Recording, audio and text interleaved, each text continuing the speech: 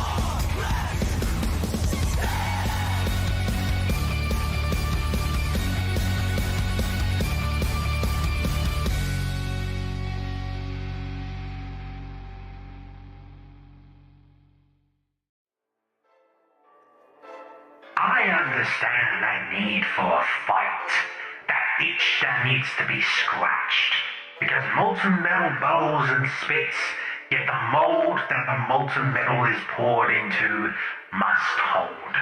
It must contain it and never waver. But I doubt you're listening to me, so I'll be simple. I know what you need to be reinvigorated. But like forging, reinvigorating you needs several things. It needs patience, it needs consistency, and you need an antagonist. You need a villain for your story. You need to stop someone. Well, the rules of the game are set in such a way that you're going to lose whether you want to or not, keeping me away from the belt. The moment that I win that belt, it's game over. You lose. But if you want to go down this road, then fine. Let me be the visionary. Let me be the revolutionary. Let me be your Darth Vader. Let me be your Walter White, your Joker, your Thanos, your Agent Smith, your HAL 9000 singing Daisy. And I'll actually take a cue from Theron on this one. I'll be your Huckleberry. Let me be your bad guy.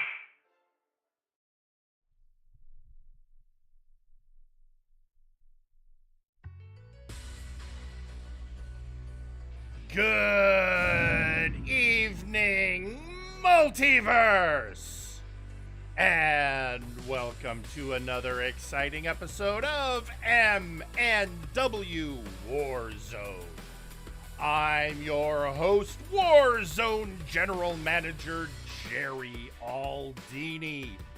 And we are on the road to Millennium Dragon December 29th, the final MNW pay-per-view of the year.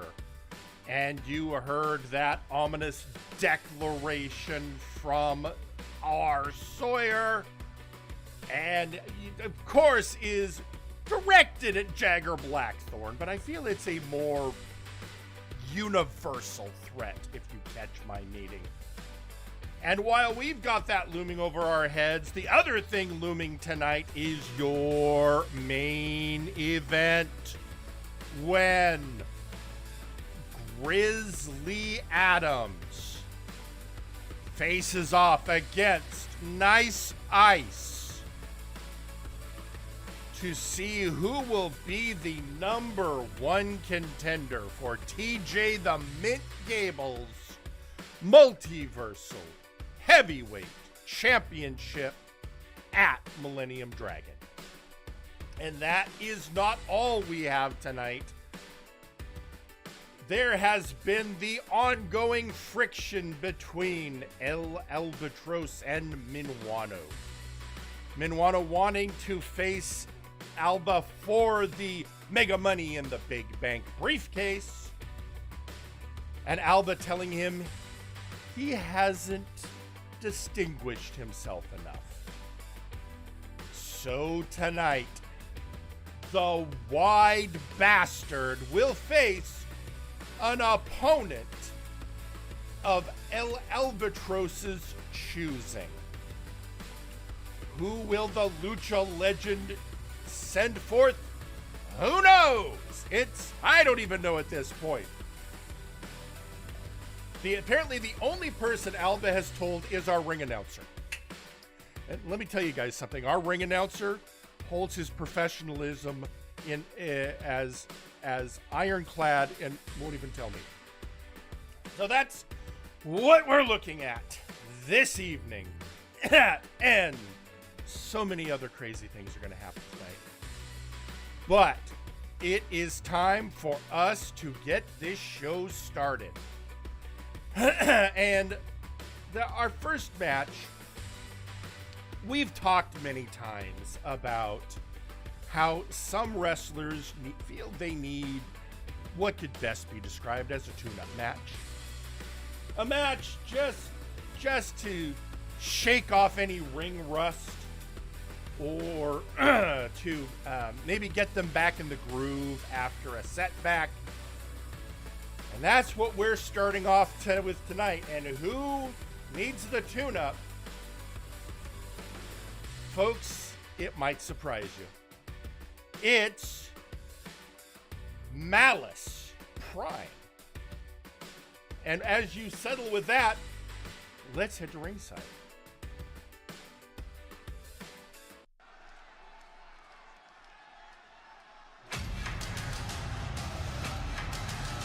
Your opening match is scheduled for one fall.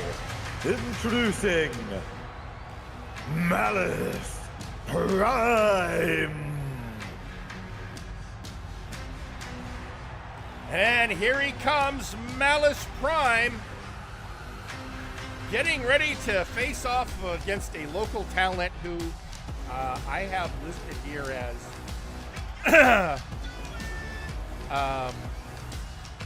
the Blue Saint.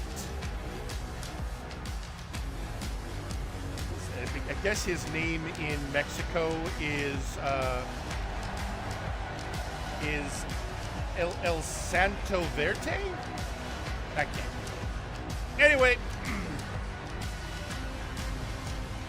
Unmitigated Malice versus the Blue Saint.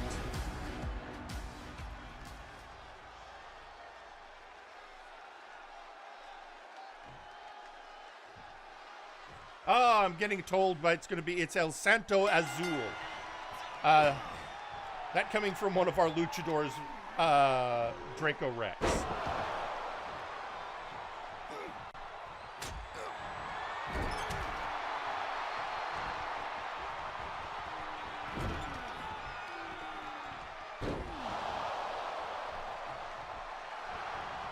And Malice rolling over the Saint. One.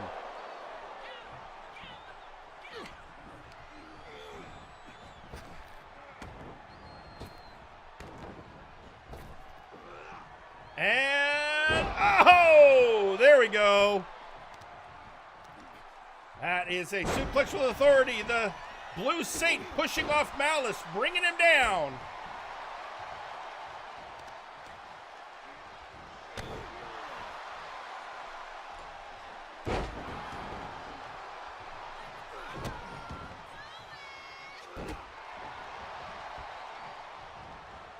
And hoisting him up and hanging him out to dry.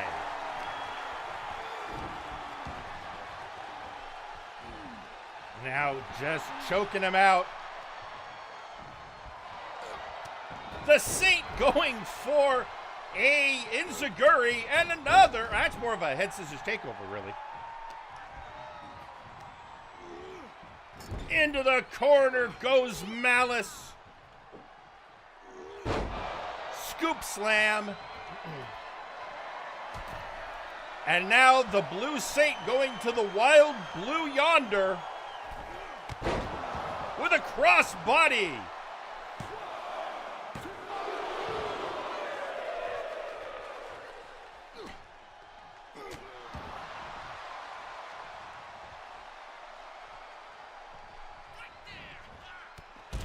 And Tope Suicida. Of course, he's local talent, always looking for the opportunity. And it's never too far. Remember, the multiversal ant used to be local talent before signing and becoming a member of Hero Time.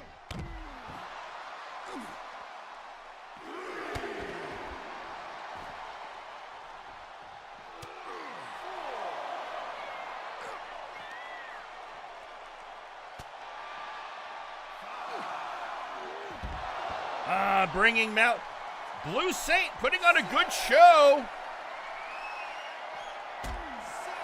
Just kicking Malice in the chops. Oh! And the flip.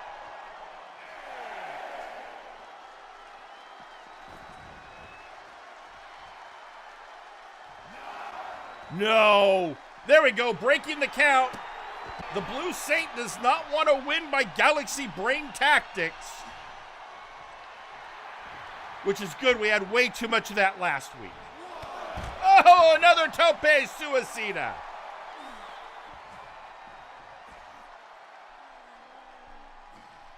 And folks, Malice wobbly outside. Back in the ring. Oh, the Blue Saint with a super kick. And, oh, right in the ball bearings.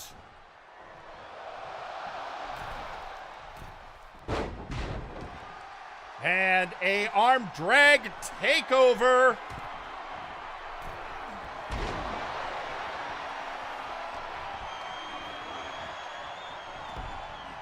And the Saint down on his back. Not a good place to be against Malice Prime.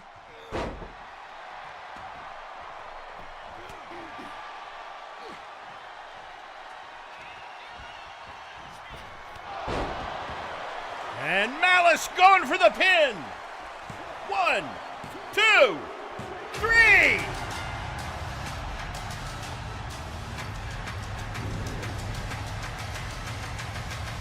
And your winner, Malice Prime. And Malice Prime victorious in this tune-up match. I don't think there was a lot of ring rust on him. But when somebody wants one of these matches, why not? And who am I to say no to a Transformer who teams with a Terminator?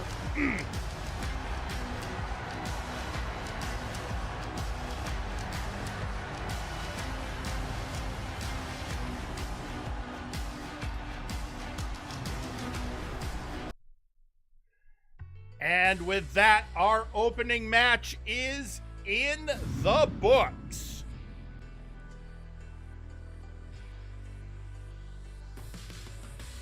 The thing we are looking at tonight as we approach Millennium Dragon on December 29th is there are a lot of different factors going on. There's so much happening, and one of the more insane things is, of course, the ongoing hostilities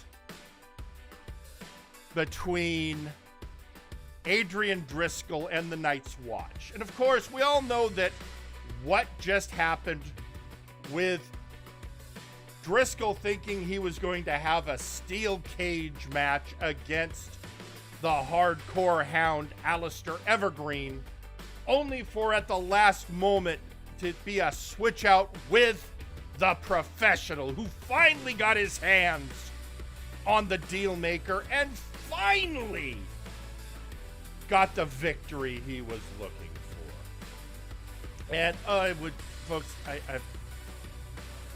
I've got to go. That device that posts on behalf of the Murder Cave just posted something, and I've learned it's best not to let it fester. And so what the Doomsayer is saying is, what a fascinating turn of events. Sawyer preaching from the book of the Allfather. The Lord of the War will be taking his right to face Gable and a new Santo in the Nexus.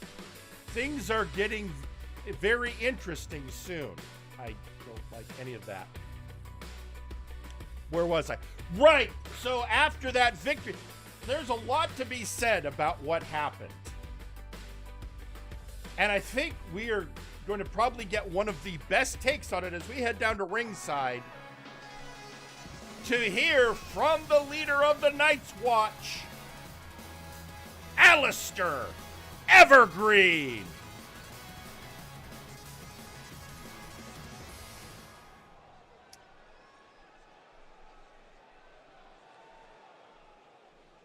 Oh, Adrian Driscoll, when will you learn? How many times are you going to fall for the same trick? The bait and switch gets you every time. First, when I lured you into an attack by Seth Jackson. And now, giving the professional his due. And yet, as I look at this, I still feel a hole in my heart. A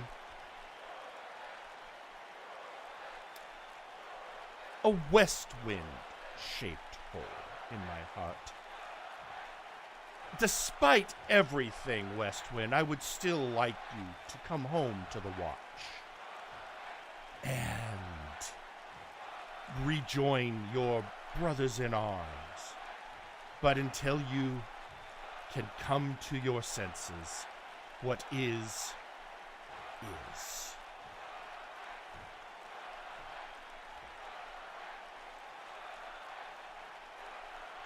But Driscoll, as of this very moment, I consider the matter between us done, complete.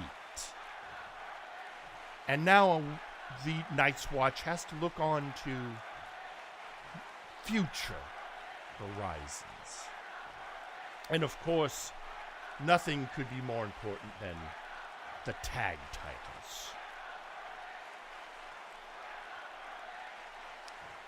So I am declaring that the Night's Watch want to challenge the Absolute Units for the tag team titles at Millennium Dragon. And yes, I know there are many contenders, but truly are any up to the standards of the Watch?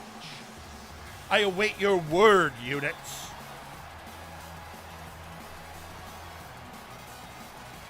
I mean, let's be honest. I get where the Watch is coming from.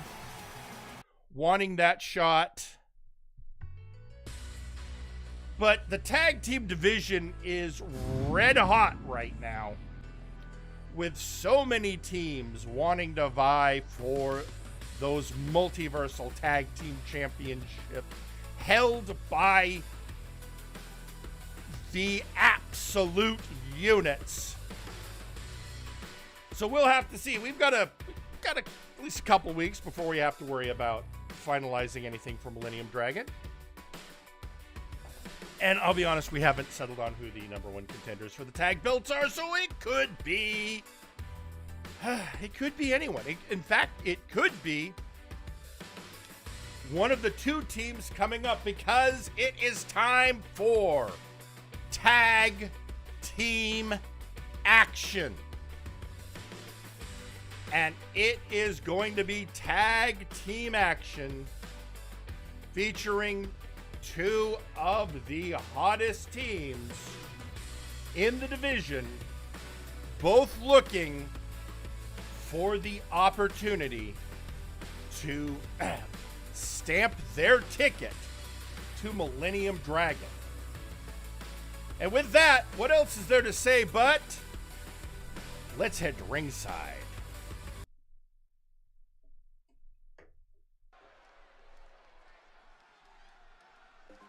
The following is a tag team match and is scheduled for one fall. Introducing first,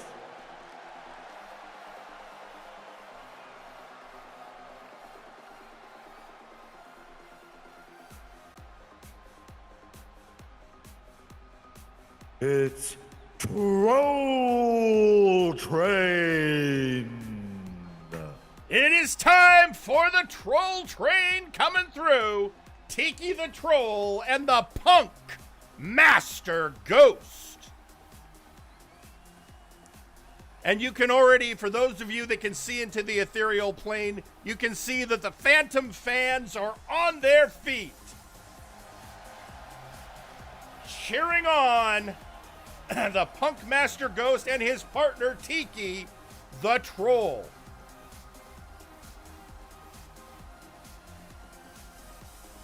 And this is one of the reasons why MNW Warzone is one of the top sellers in the Phantom community.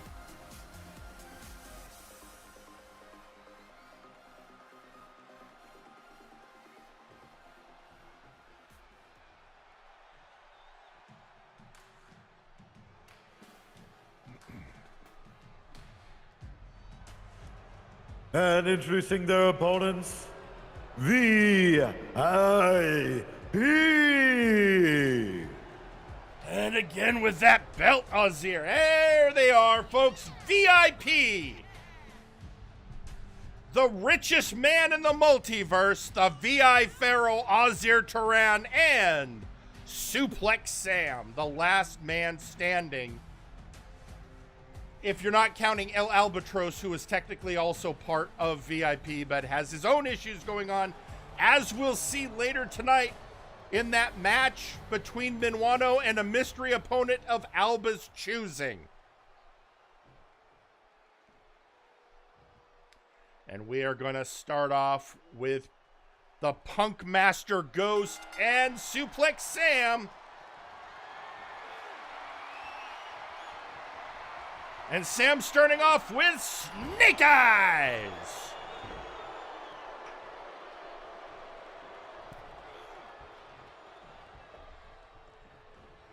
And I think Sam was trying to confuse the Ghost, and you know, I don't know how you fake out a man who's not got eyes.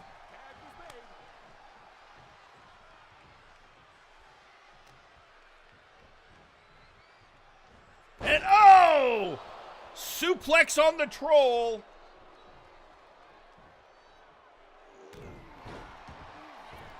And Sam gets out of the ring after being manhandled by the Troll. Sam's got to be careful. Oh, the calf crusher.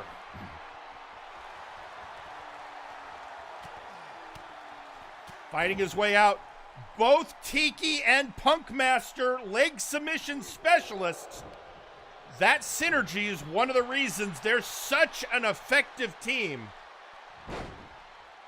Although no one will ever gloss over the technical expertise of the VI Pharaoh. Ozir Turan is lauded as the best technical wrestler in the business with his arm submission techniques. But he has yet to get in the match, and it is all Troll Train all over Suplex Sam. And tagging in his partner. Good use. Oh! And a football tackle from Sam. And Punk Master is in the wrong part of town. Sam going, how do you like it? Oh, and the answer is shots to the breadbasket.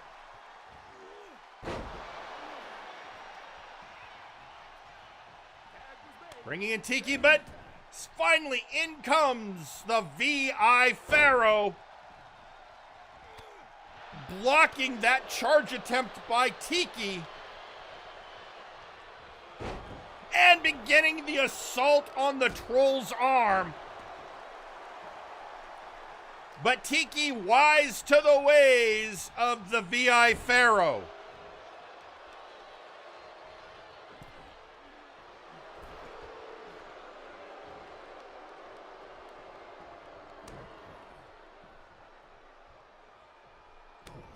And, oh, chop, kick, drop kick, but Tiki's still standing.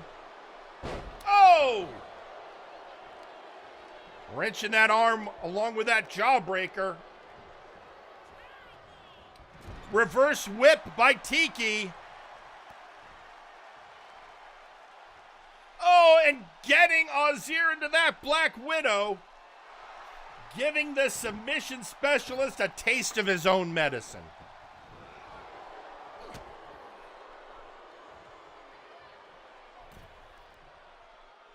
And trying to do a suplex, but that's Sam's specialty. And Tiki floats over and is going to make Turan regret.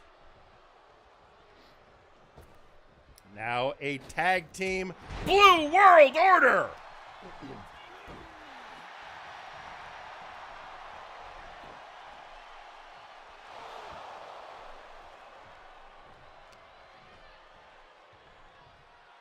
And a twisting neck breaker. And Azir gets out of the ring, and so Tiki decides to soften up Sam. Azir decides, well, I'll do the same to Tiki. Unfortunately, that leaves him a little, I was going to say a little vulnerable to Punk Master Ghost, but never count out Azir Turan. Oh, but he's busted open by that running bulldog.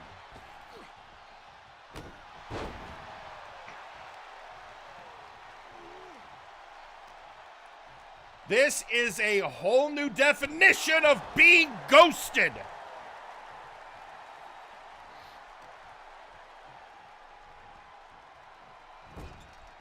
Into the corner. Oh, fighting his way out.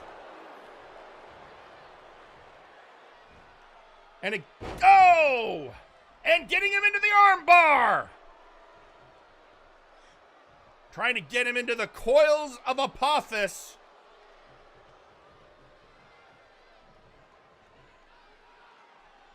Oh, working over both arms.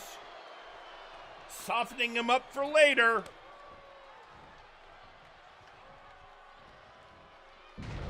And another running bulldog, this time to Sam.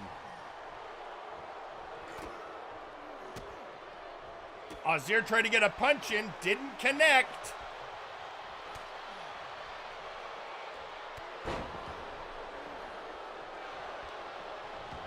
Rolling him over. 1, 2, just one.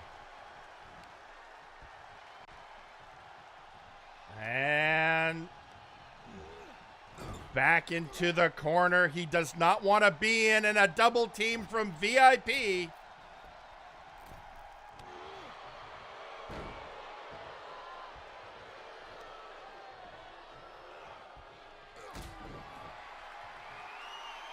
Oh no! And now it is the Judgment of Anubis. Broken up by Tiki.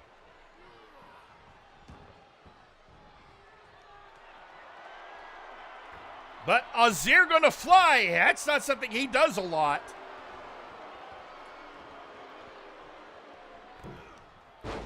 And he misjudged.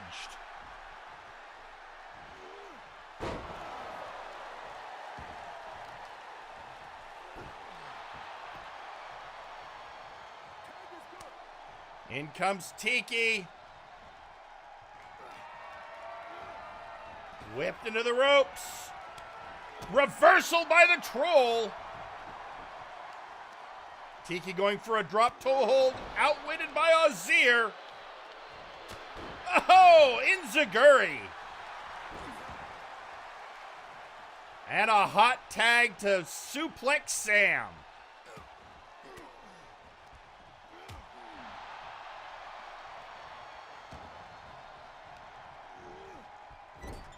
Into the corner.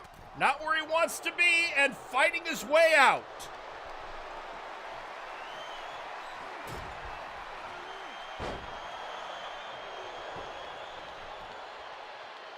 1. Just a 1 count. And a hot tag to the Punk Master. Oh no, it is a Samplex!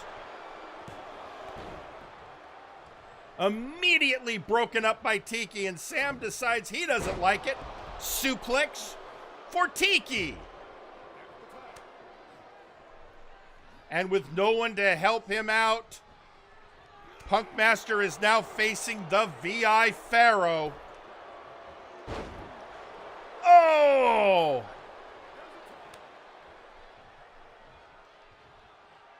Softening that arm up again, but bringing in Sam.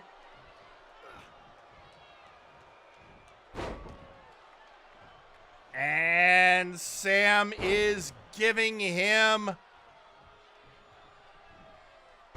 the triplets. And again, broken up by Tiki.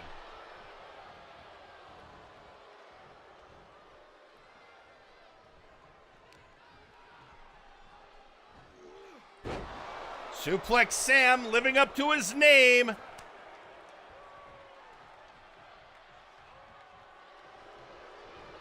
VI Pharaoh psyching himself up, but gives the Punk Master a chance to get a hot tag and leading Azir into a calf crusher.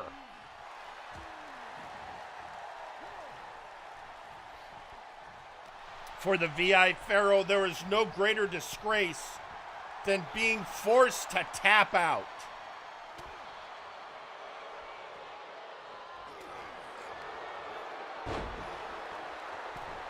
However, as mentioned earlier, both Tiki and PM are leg submission specialists.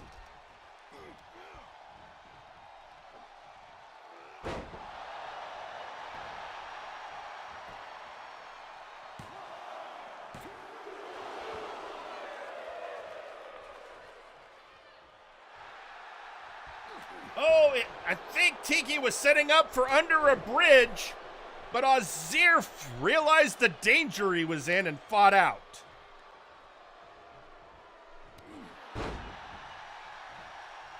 Now charging clothesline by Tiki. Oh, football tackle from Sam.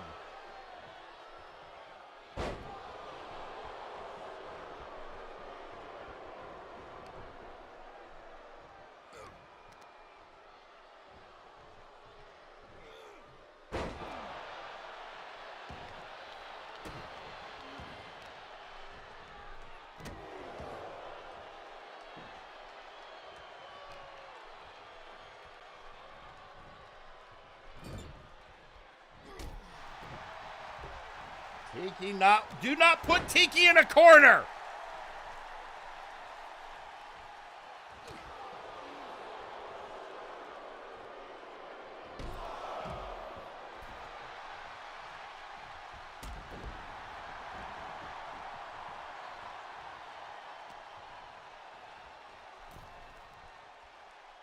And down he goes.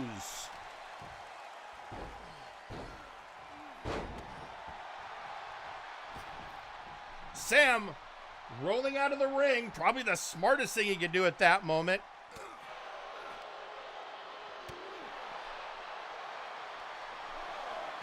But Tiki likes being out, and that will not save him from that calf crusher. Now, he can't, if he taps out, it's not going to end the match, but it still softens him up for later.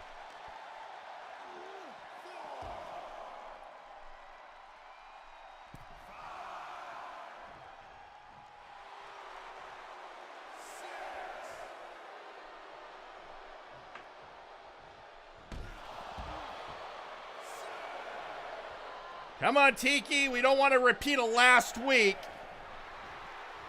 Oh, no, Sam taunt to body.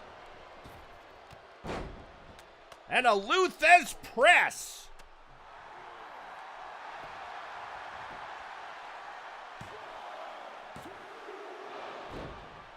And a kick out at 2 by Sam.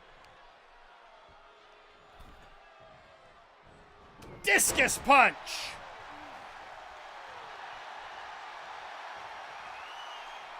And finally, Sam is under a bridge.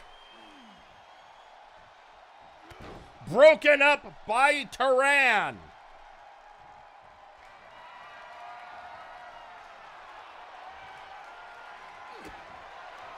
And now he's gonna have to pay the troll, or the troll toll, sorry. Going for the pin. 2. Kick out at 2.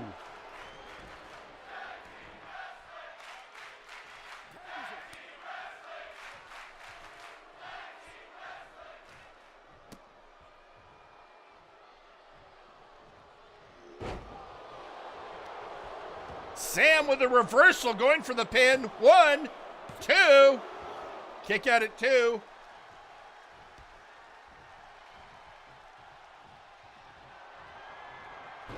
And now Sam going for another Samplex.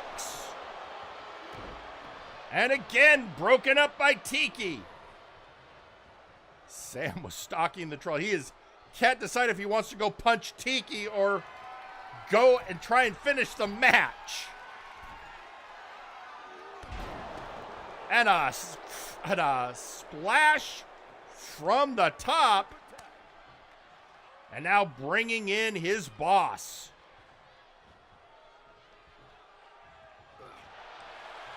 Leg cut. Oh! Azir got reversed, but reverses again. Into the ropes.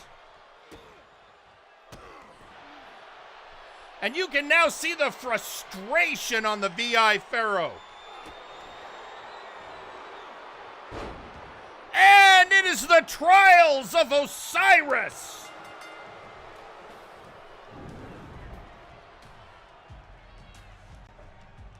And your winners, VIP. Well, a victory for VIP, hard fought. Came close a couple of times, but still Azir Turan, the greatest technical wrestler in our business, whether we like it or not.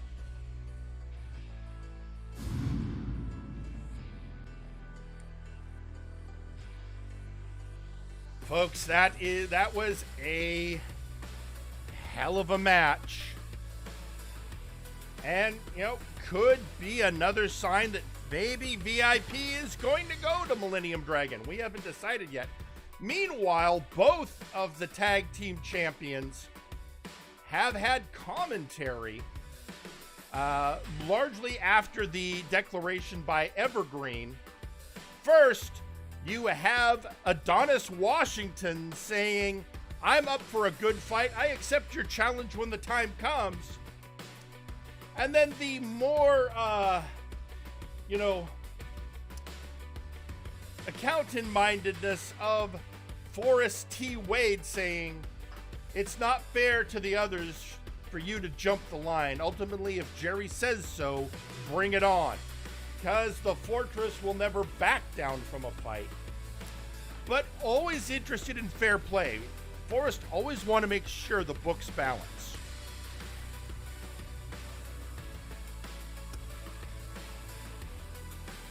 So we now have so many things have been going on. One of the recent fights we saw was the team of Daggerick and Gorm, the Troll and the Goliath, taking on the Dark Lords in a 2-on-3 handicap match, to which the Faerun's favorite sons could not overcome the numbers game. And coming now down to ringside, I assume to celebrate that victory, is the Vampire Lord Jean Tristam.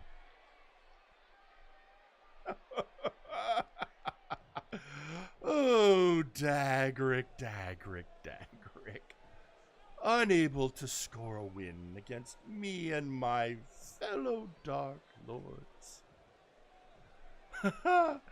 Dagrick, if this doesn't prove that your team is a joke, I honestly don't know what does. I think it's adorable that you two want to be a...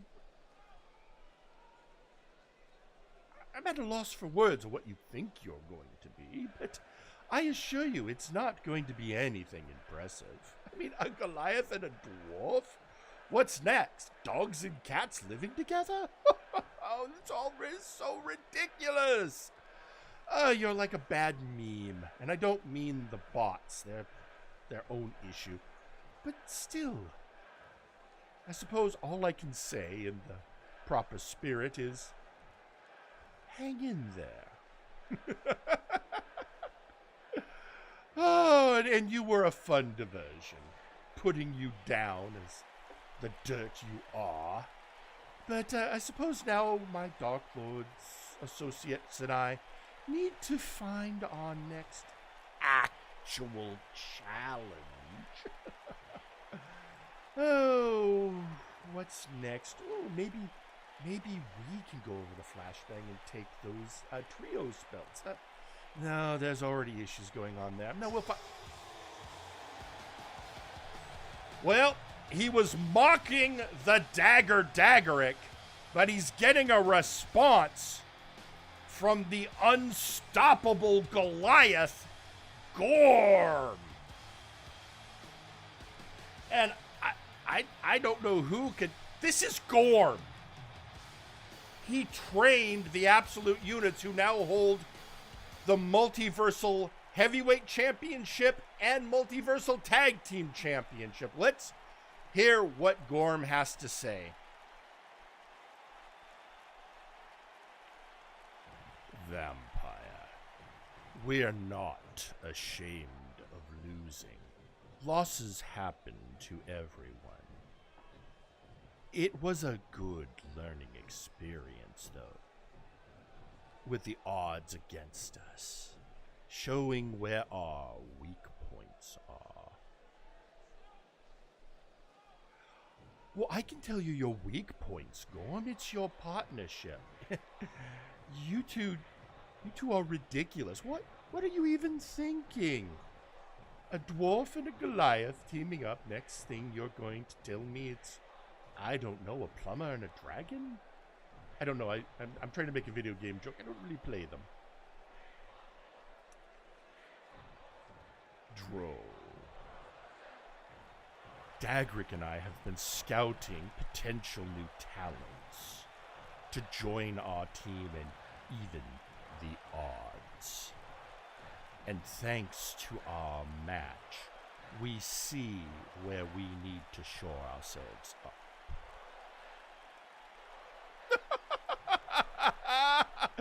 As if someone would want to join you too.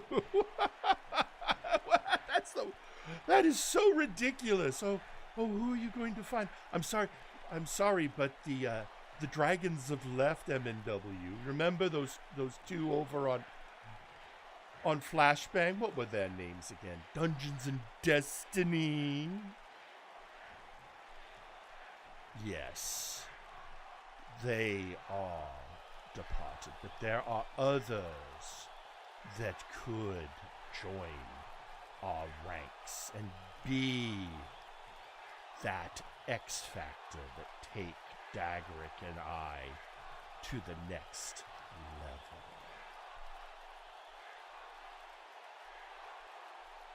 Oh, well, who are you going to... sorry, one of the tieflings was fired and the other's over on Flashbang, so that's out. Oh, wait. Maybe you can find a goblin. Yes, somebody you could pick up and throw like a ball. I bet that would be... You could call him the Ball. Actually, I know a goblin who goes by that name. He's very effective, but he's also not a professional wrestler. We will find. There are so many possibilities, but as I said, we have our eye on one in particular.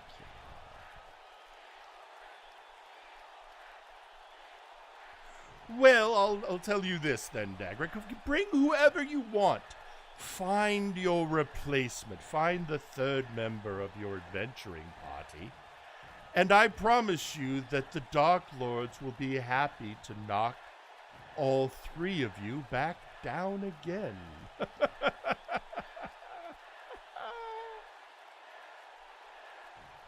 Well, if you think you can, you are welcome to try. But remember what is the one truth of the multiverse, Jean Tristan. Pride cometh before the fall. I don't think I would be that blasé in the face of Gorm. Folks, he may be a Goliath, but he has also shown that he is tactically brilliant. And if he and Dagrick have their eyes on someone, I personally would be a little worried.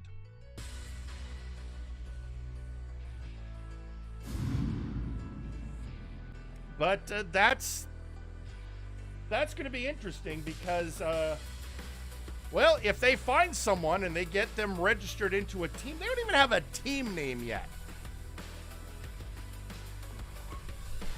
But as we get there, I guess we will see.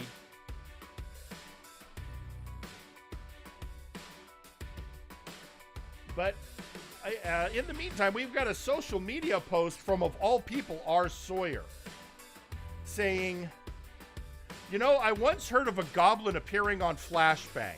If I recall right, he had a match for the interdimensional title. Wonder whatever happened to him. I don't know. I don't. Sir, you know I don't watch Flashbang all that much. So, but, you know, maybe. I'm not saying no. Apparently, Gorm knows a goblin? Someone called the Ball? I have no idea what that's about. But hey, if that Ball is an intrepid hero, maybe he can join their team. But enough about that. Now it's time for the match that was teased earlier. Minwanu wants a shot at El Albatros's Mega Money in the Big Bank briefcase. And if you're not aware, whoever holds that briefcase can cash it in at any time for a shot at the Multiversal Heavyweight Championship. Minwano wants it, but Alba has said that Minwano has not distinguished himself enough yet. But we'll take it under serious consideration if the Wide Bastard can defeat an opponent of Alba's choosing. And folks, I haven't even, the only person who knows who's coming out to face Minwanu is our ring announcer. And I've been dying to know all night. Which I guess is my way of trying to say, let's head to ringside.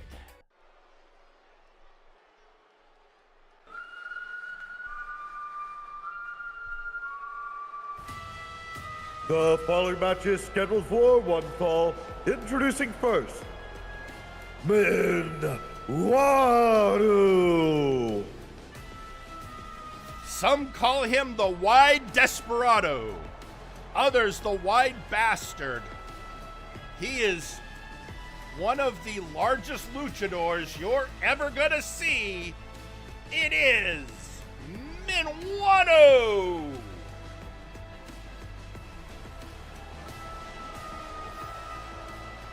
And he wants to challenge the Lucha Legend for the briefcase that could lead to glory.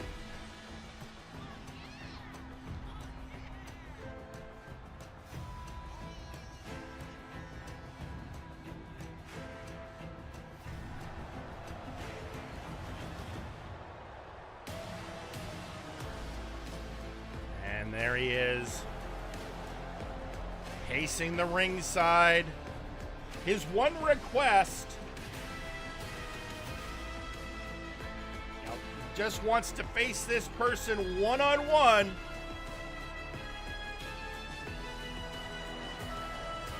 Because there have been some ringside shenanigans.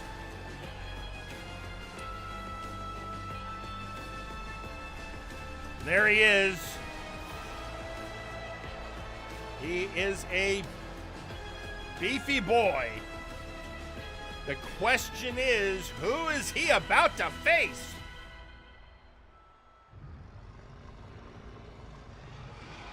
And introducing their opponent,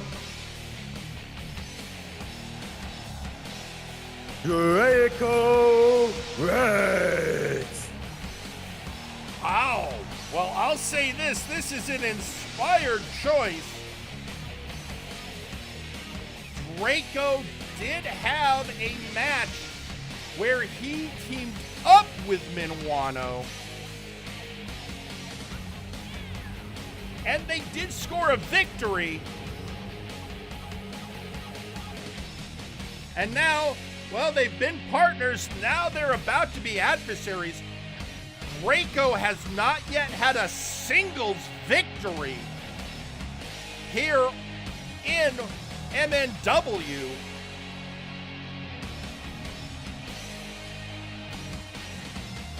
Let's see if tonight is his night. The Dragon Warrior, Draco Rex.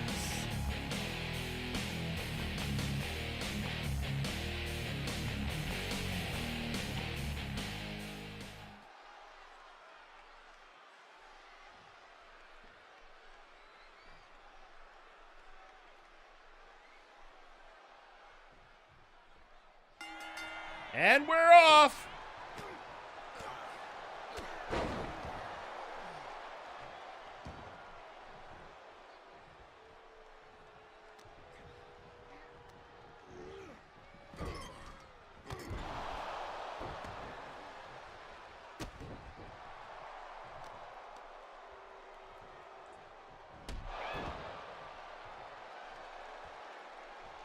And stalking.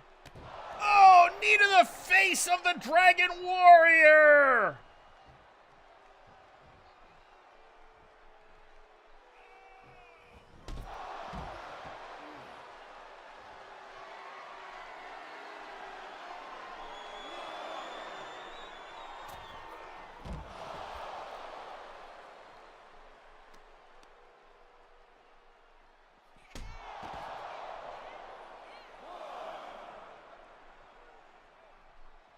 And we're,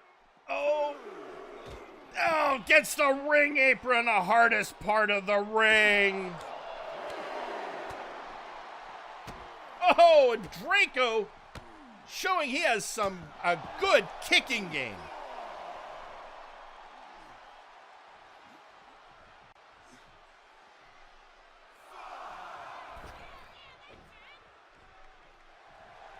And Draco back in the ring.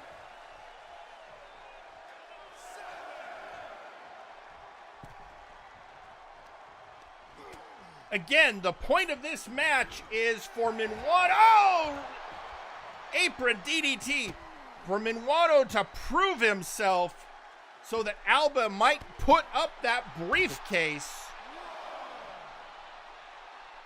As Alba said, he doesn't feel Minuano has distinguished himself enough yet. But let's not forget, Draco, the newest member of the MNW roster, hungry for that first singles victory.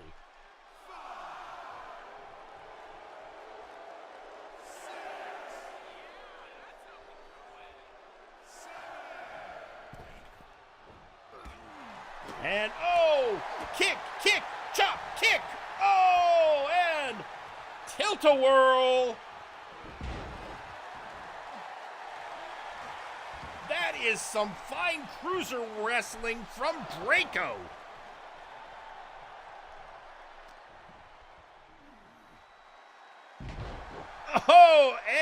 And taking him down. Now again, people would look at the size disparity and think Minuano has an advantage, but a skilled lucha, a skilled cruiser, can take down the biggest of opponents. Oh!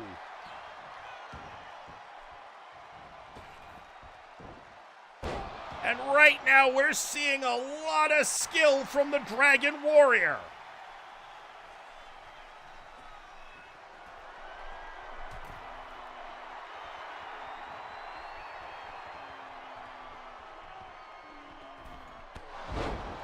Oh, a senton, which hit almost right away because of the height of Minuano. 2. Kick out at 2. Minuano getting out of the ring. Oh, going for a tope suicida senton. Blocked by the wide bastard.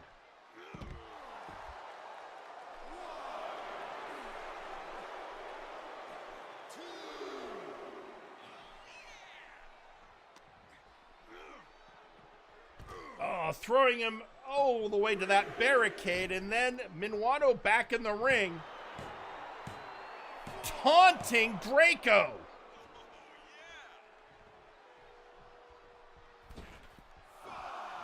Draco back in the ring, and immediately another tilt-a-whirl. And Minuano walked right into it.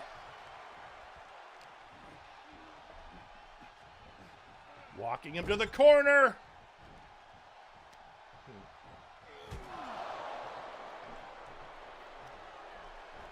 And now, oh, and you know, as a wise man once said, everyone's got a plan until they're punched in the mouth. Oh, brutal. And a mid-rope splash. 1 count. Again, Minuano wants to prove himself to Alba. Draco wants that first singles victory. Both have something they're fighting for, something they both want very badly. Oh, but right now the pace is slowing down, which favors the wide bastard.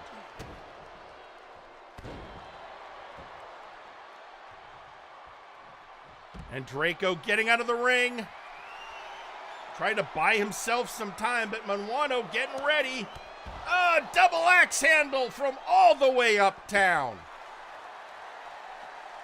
All right, and a Hurricanrana takedown on the outside. Those outside mats offer very little protection.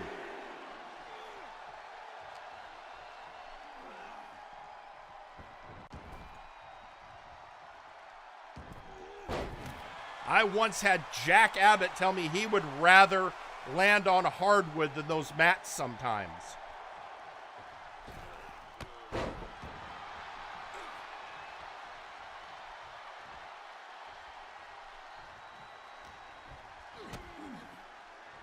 And, oh, right, a sunset flip. And, oh, what's he calling? A top rope Dragon Rana!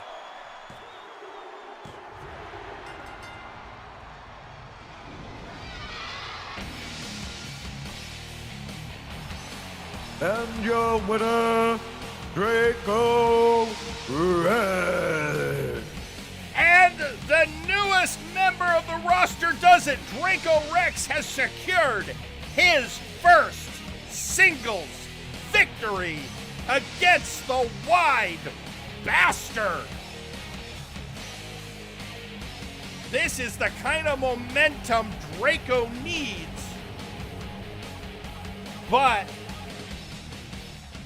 putting a crimp in the plans of Minuano, because that sends a message to El Albatros that Minuano may be not quite ready for that spotlight.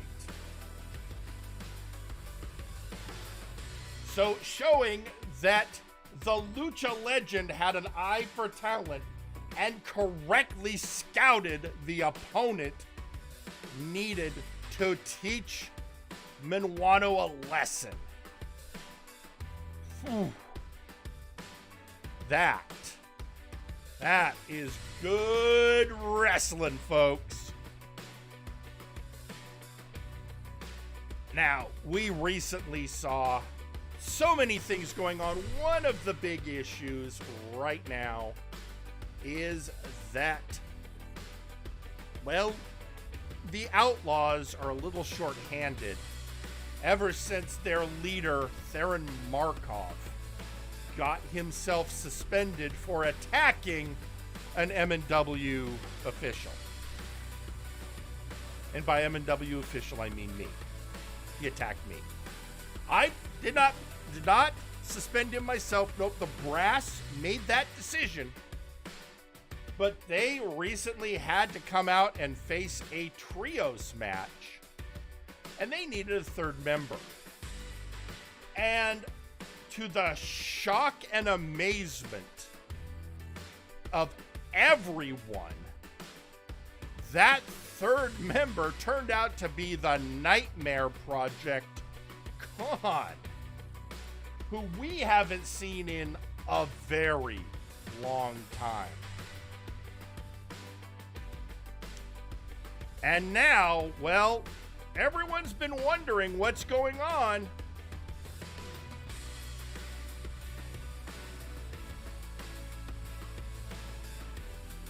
And we're about to find out, I suppose,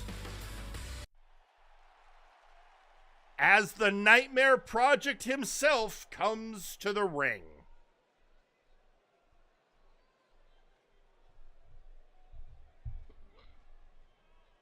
I hope you'll excuse my absence.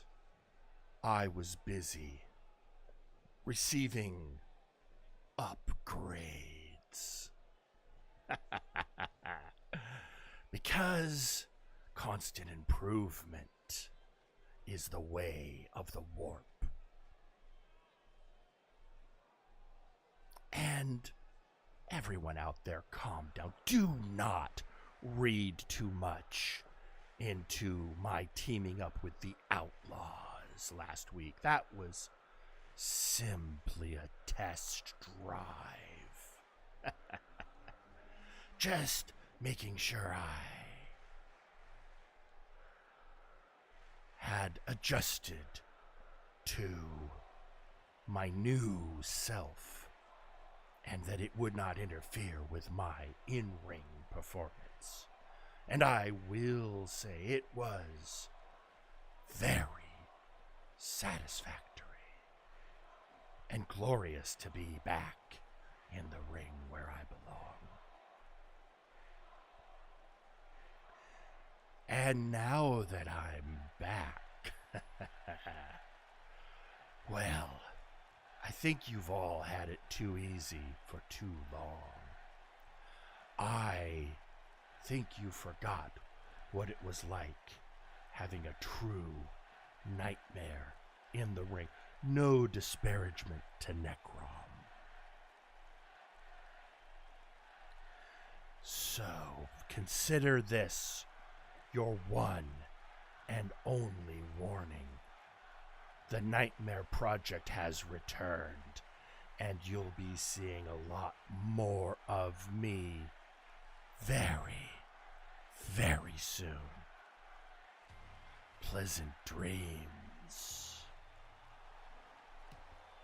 Okay, there we go.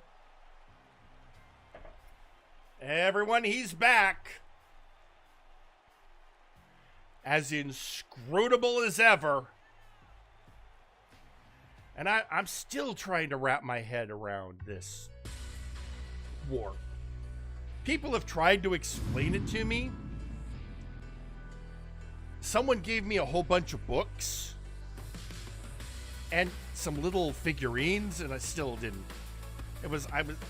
And the book was dense, and the figurines looked overly complicated. I don't know what to tell you.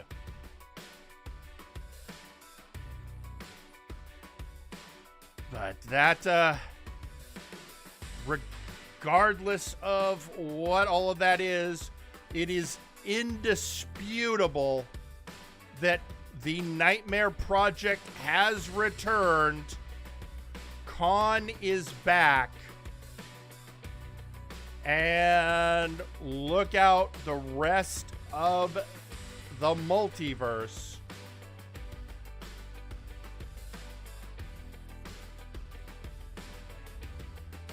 But now we are, it's time for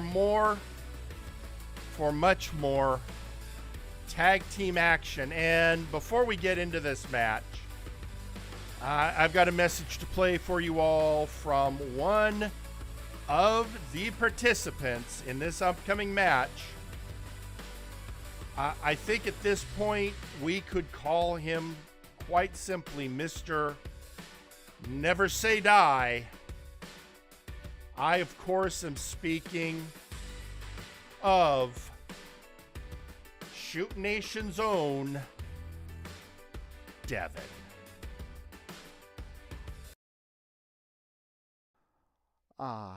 It's that time of year for giving and such love.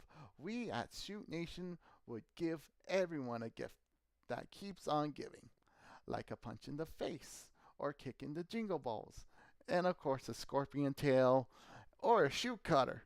Me and Jack have been on the good list this year, and we got Sam back. We had fair matches, no cheating, no bullshit. I lost some fights. Sam and Jack won some. It's fine. It's just fine.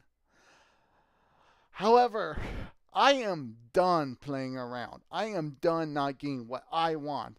So is Sam and Jack. So we're put our heads together, and I think it is time that we give more than just one-on-one matches, tag team matches.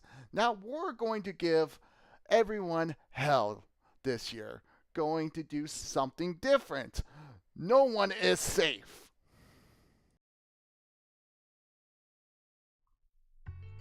Well, you know, I'll say what you will about Devin. Man of his word.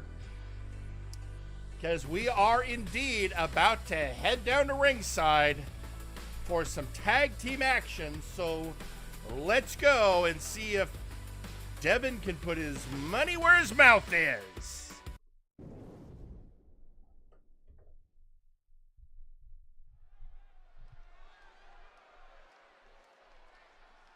The following is a tag team match scheduled for one fall.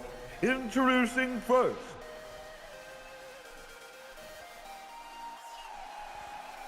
it's Hero Time!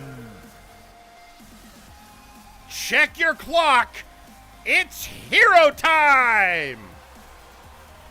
The heroes of the multiverse tonight represented by the multiversal ant and the master of 8,602 moves, Kane.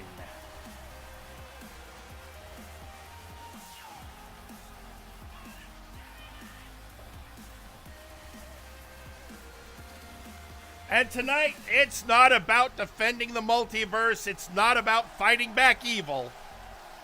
It's about good old tag team action because, again, we need contenders for Shoot Nation at Millennium Dragon on December 29th.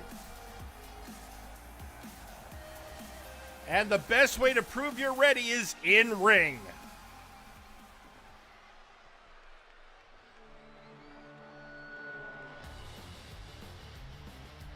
And introducing their opponents, Shoot Nation!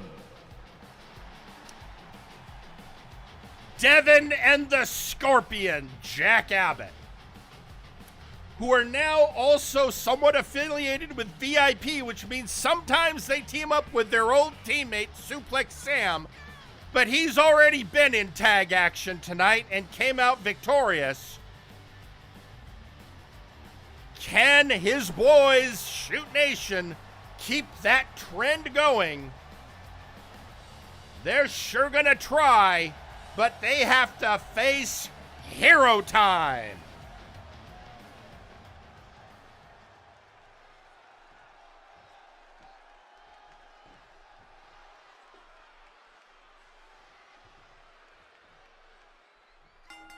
And here we go.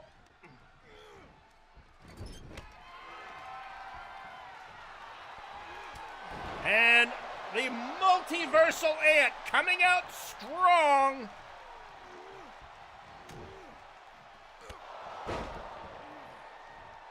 The newest addition to Hero Time. Formerly a local talent who impressed us enough to get signed. And almost immediately joining Hero Time. In fact, his final tryout match was teaming with them. And now tagging in Kane.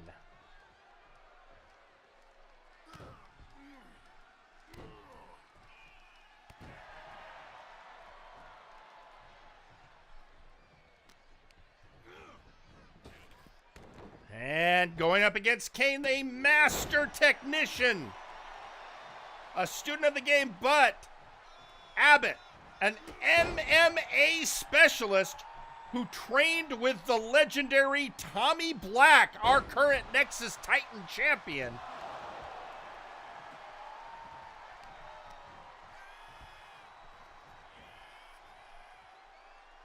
And putting those MMA skills on display. Too many M's, Jerry, too many M's.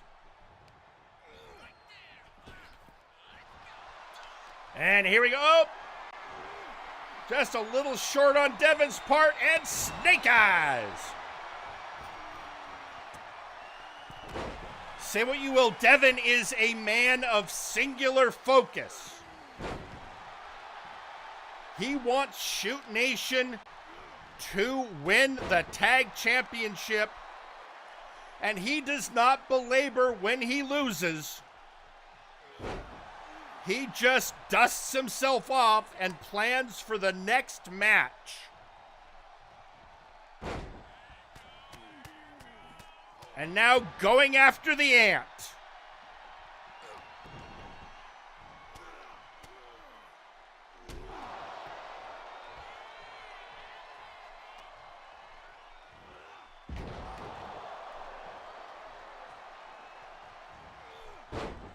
Going for that kick, but the ant just stepped a little out of the way. And the kicking game of the latest recruit of Hero Time. 1, 2.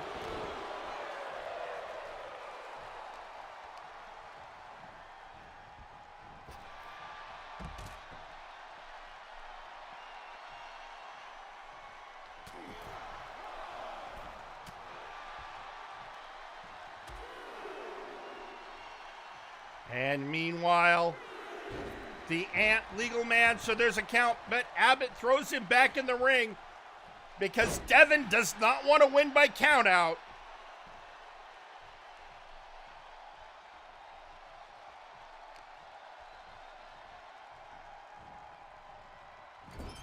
And against the turnbuckle.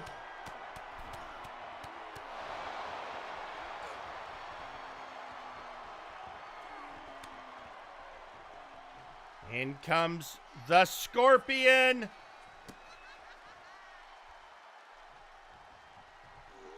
Pushed down by the power of the ant.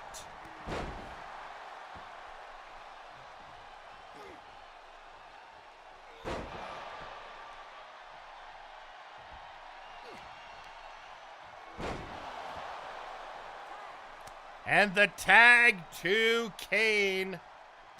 Oh, Kane took a little too long making his war cry. Taunt to body.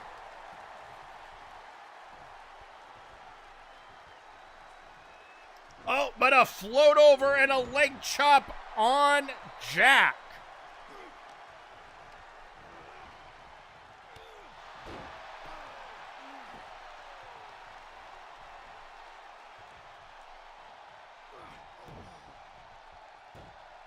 Oh no! And again, a low blow from Abbott. He seems to get away from those.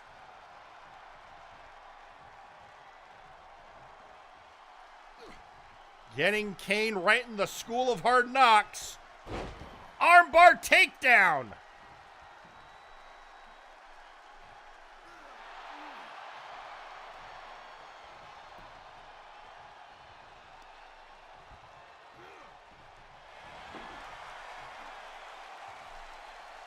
Trying to get him in that bear hug, but Kane will have none of it.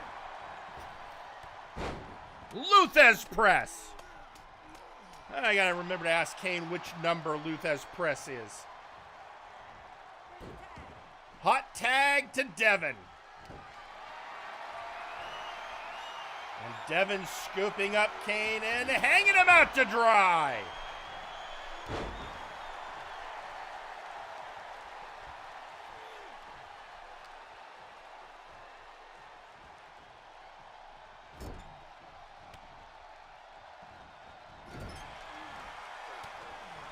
And again, these two are fighting back and forth. And drop toe hold. And now going for that STF.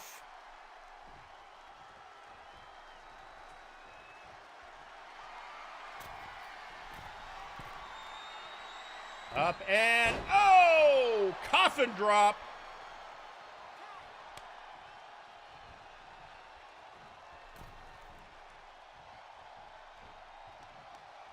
Working over the arm of Kane.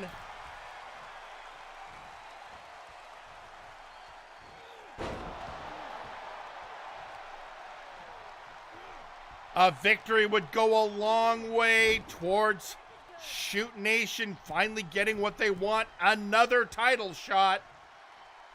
People are weapons!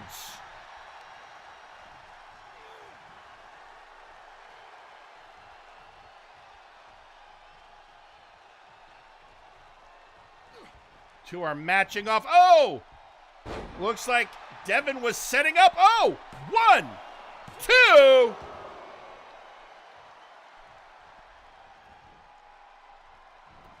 Sweep of the legs. Going for a little double leg leverager. That was innovative. I'll give him that.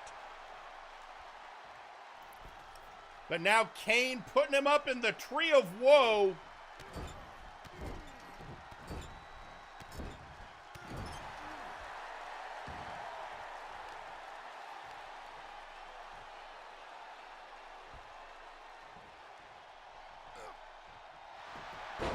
And another drop toe hold by Devin. If at first...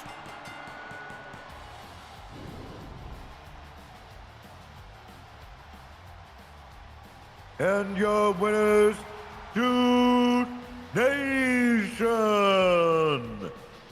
Well, there you go. Second STF, and Shoot Nation pulls out the victory. Like I said before, there is a certain never say die attitude that comes from the boys of Shoot Nation.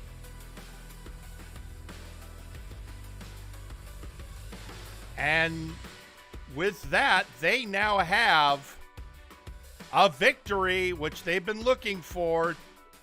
Chance to maybe prove themselves once again.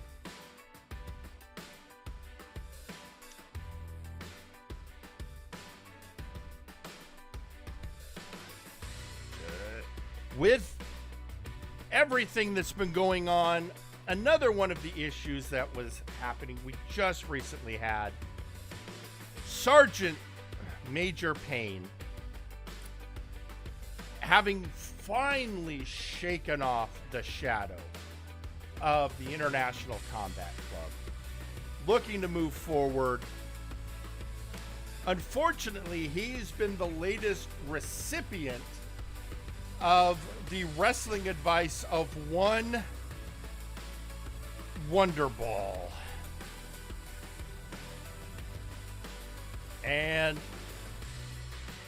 well, last week it didn't go so well when Pain and Wonderball had a match, and Wonderball won by count out, Galaxy Brain Tactics. And you know who that's not sitting well with? Sergeant Major Pain.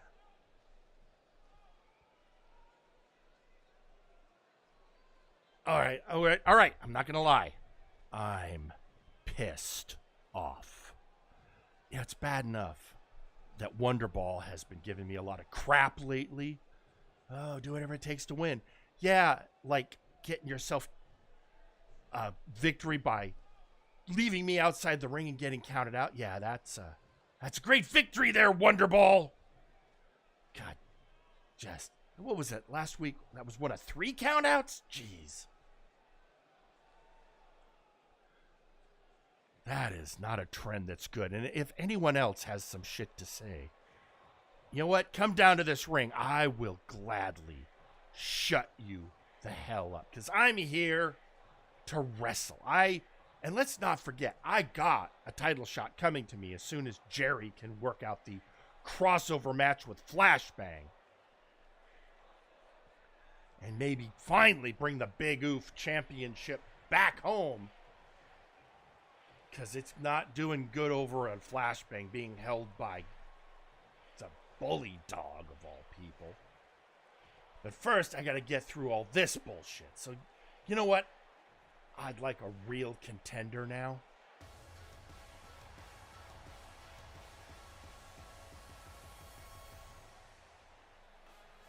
Well, anyway, here's Wonderball.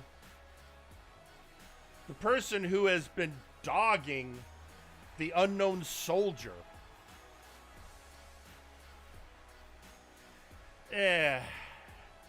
Can't even imagine what this is going to be like now.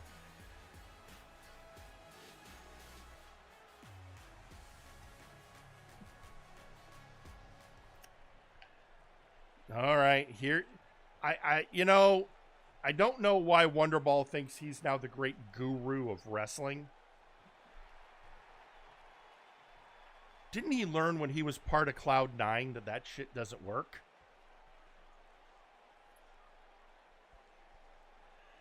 Now, Pain, look.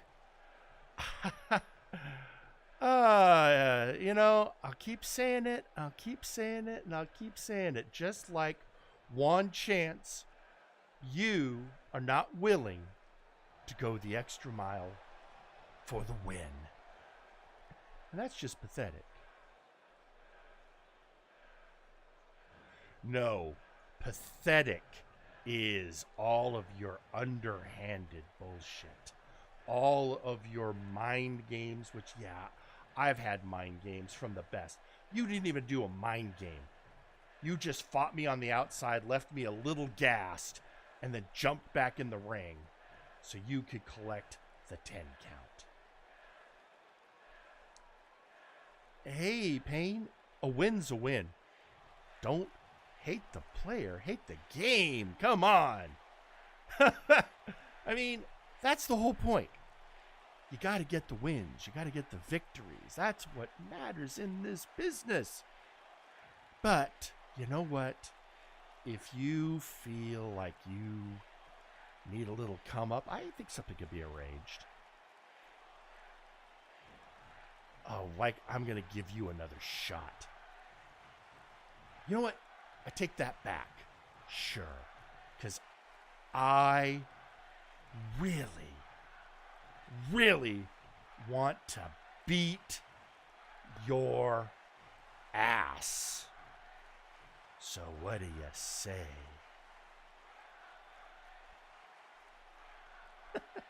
Well, that sounds a little more like it, but I still got the feeling you aren't gonna have what it takes, Pain, my boy. But I'll tell you what, I'm feeling magnanimous.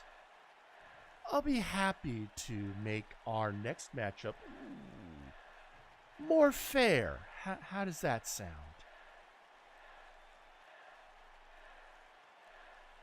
Sounds like a crock. Sounds like you're just going to be playing more games. But you know what? That doesn't matter. Because I know how you play your games now, Wonderball.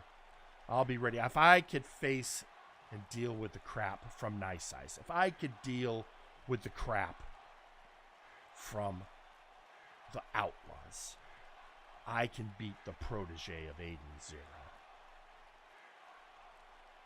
Whoa, whoa, whoa, whoa, whoa, whoa. No need for bringing up the bad memories, man. Yeah, I worked with Aiden Zero. Yeah, I worked with Louis McDonald before he became a good guy. What the hell? But I did learn from them, and I learned the answer is do what it takes. Yeah, I've seen that lesson before. It works great in the short term. But remind me, have you ever really had a good singles run? I mean, yeah, you were tag champions, but let's face it, somebody else was carrying you back then. What do you say to that?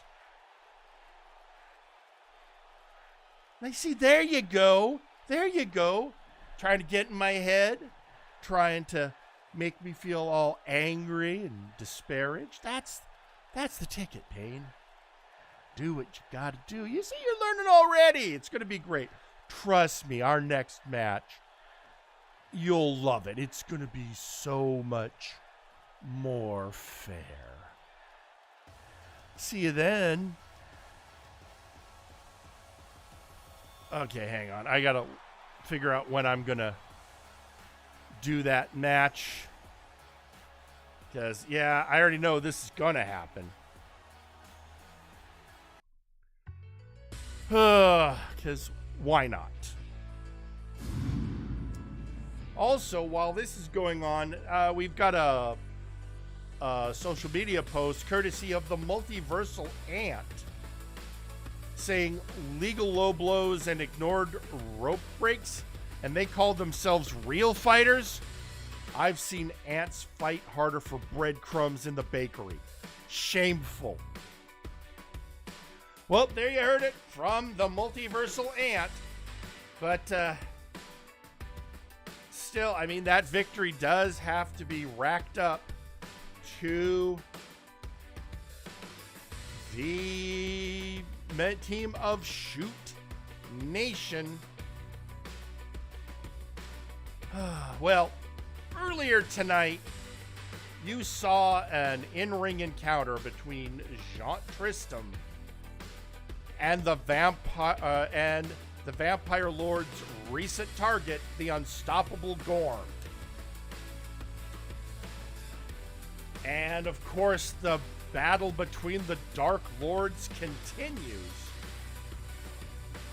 And by that I mean, next we're about to have a match. Daggerick versus the other two Dark Lords with an opponent, with a partner. But apparently that partner isn't Gorm. I mean, I know they're looking for new talent. Maybe this is who they're scouting.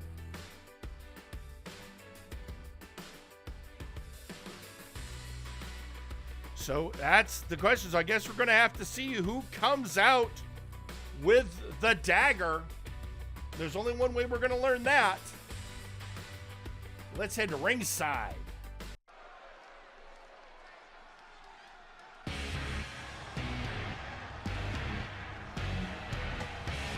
The following is a tag team match scheduled for one fall. Introducing first, coming to the ring, the Daggerick. The Dwarven King approaches. He's been teaming of late with Gorm, but they've been feuding with the Dark Lords, who are a trio. And they have identified they have to equalize the numbers game. And they've said they've been keeping an eye out for recruits. And gotta wonder who's coming out to join Daggerick.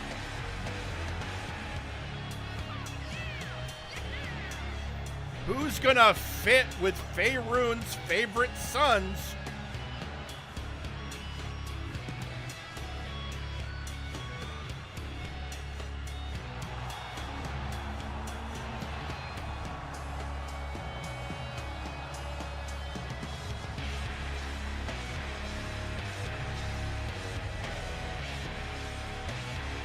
There he is, folks, a legend in MNW.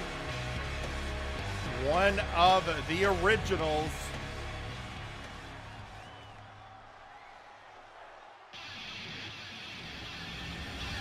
And introducing their tag team partner,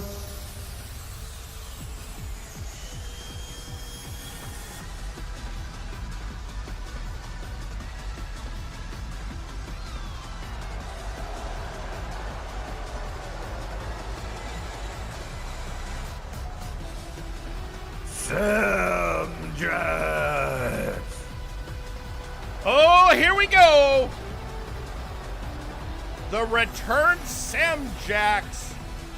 He and Gorm were teammates in the Conquest bloodline.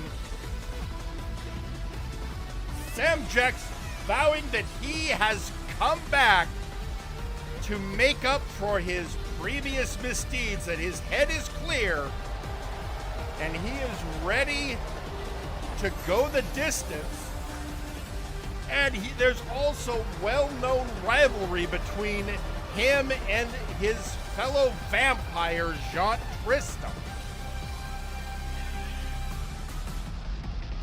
So this isn't the biggest surprise in the world. I guess this is going to be a look at how well can Sam Jax and Daggerick sync up.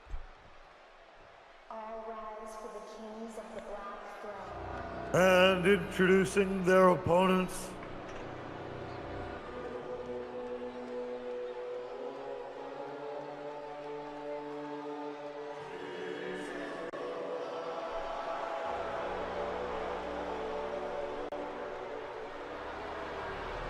the Dark Lords.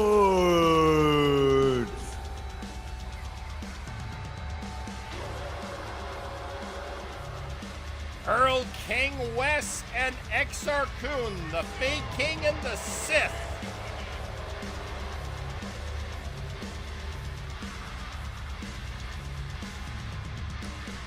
Who have been making themselves a thorn in the sides of Daggerick and Gorm, defeating them in the 3-on-2 handicap match. And now coming out to face Sam Jax. And this leads to, what are we going to see?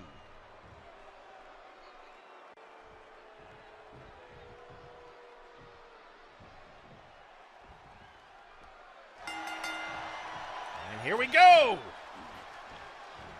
And off to the races is the Fey King, Earl King West.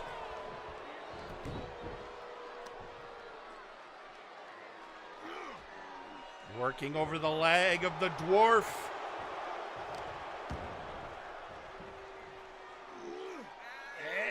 And power bombing Daggerick.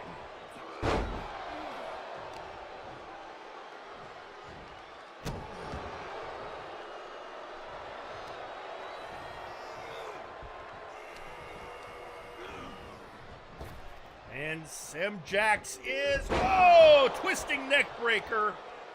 Sam Jax wants that tag.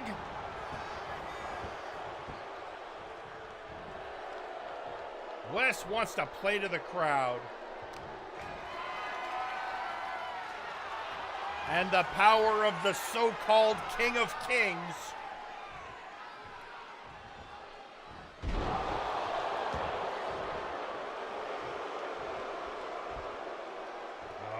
Looks like he's setting up. Oh, but a Hurricanrana takedown by the Dagger. And now Wes is in the wrong part of town. Oh, and what a slide by the dagger.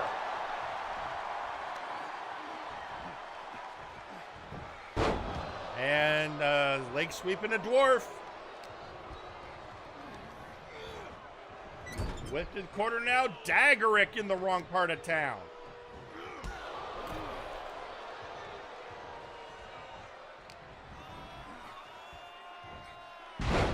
And with a suplex, he is now... Oh, I thought for sure he was going to tag in XR-Kun. No, instead he wants to face the Vampire Lord who gets a hot tag. Welcome to the ring, Simjax.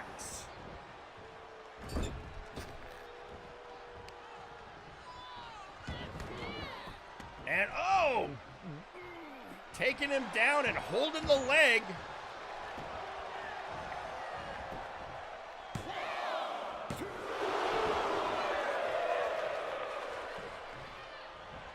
And oh, right in the chops.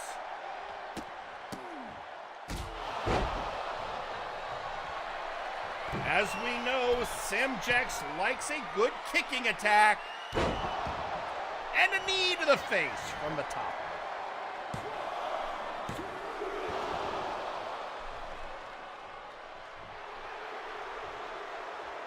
Oh, the Crimson Mist. I think we can guess why that happened. But, you know, I'm sure he had a nice full meal before the match. Oh, but if he's a little hungry, he has now bloodied the Fey King.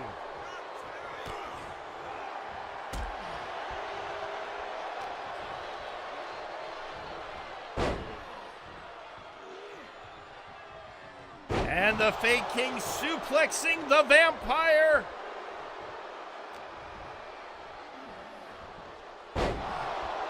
And with that slam.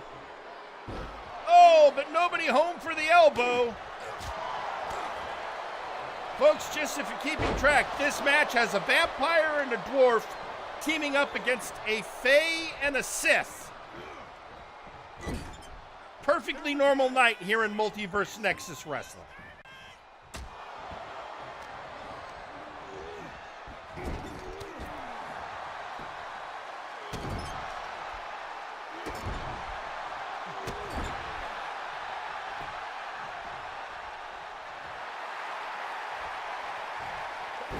Hot tag to XR-Kun.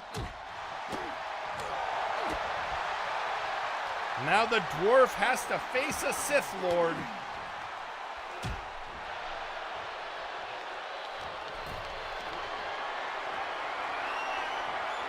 And, oh!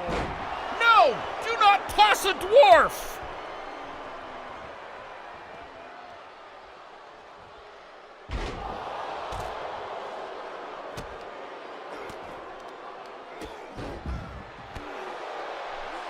Now it's just chaos.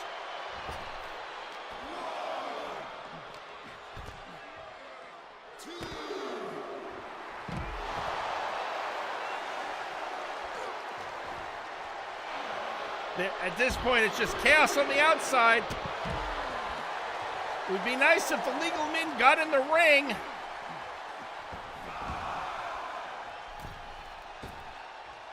There we go. And a Dwarven Hurricanrana.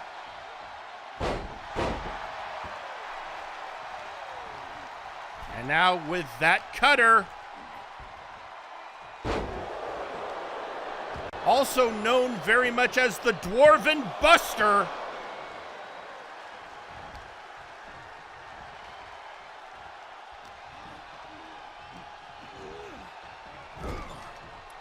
And Daggerick in the Dark Lord's corner again.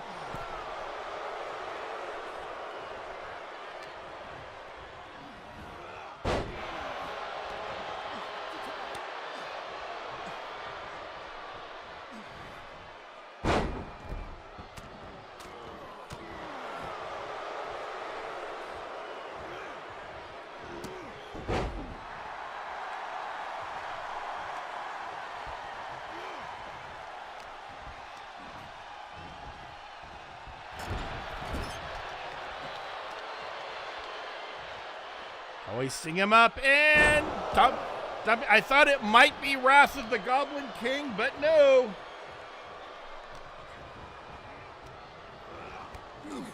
Oh, throwing him into the ref.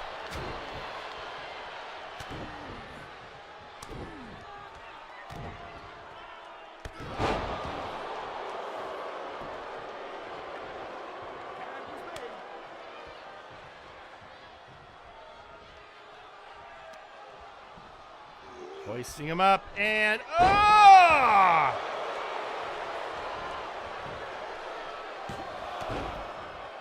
hit him with the dark side. Now what's going to happen? Daggerick getting saved by Samjax.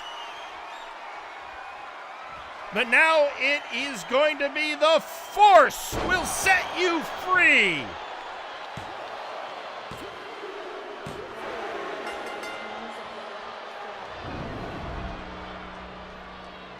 And your winners, the Dark Lords.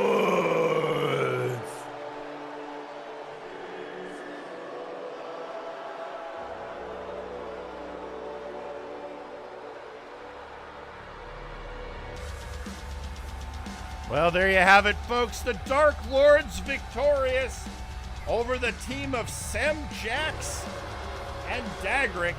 The question is, how will this reflect in the recruitment efforts for a new teammate? That question remains to be seen. In the meantime, we have a lot more action coming tonight, including your main event, Grizzly Adams versus Nice Ice for the #1 contendership. But before we get to that, every week, Multiverse Nexus Wrestling comes to give you the best wrestling action. But we are not just that, we are also a business and have to pay some bills. So we have to take a commercial break, but before we get there, I see we have some social media posts.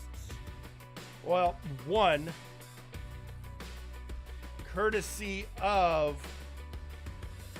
Devin, who is responding, I guess, to the ant, saying to kill an ant is fire. What we had tonight, so go cry about it. But it's not the end, and this fire is about to burn hotter than ever.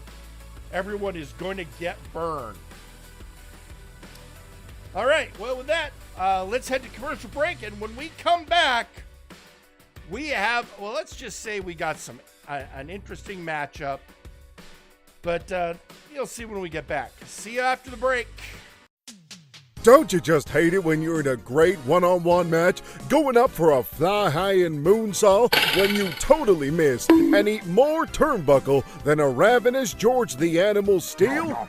Then you, my friend, might need to get your eyes checked. Hi, I'm former professional wrestler Dr. See It Coming, and we here at Eye to Eye Optometrists specialize in glasses, contact lenses, and overall eye health for the wrestling impaired. Our flexible, one-of-a-kind contact lenses are guaranteed to fit all sizes and be a comfort fit even as you get your eyes poked out by your mortal enemy.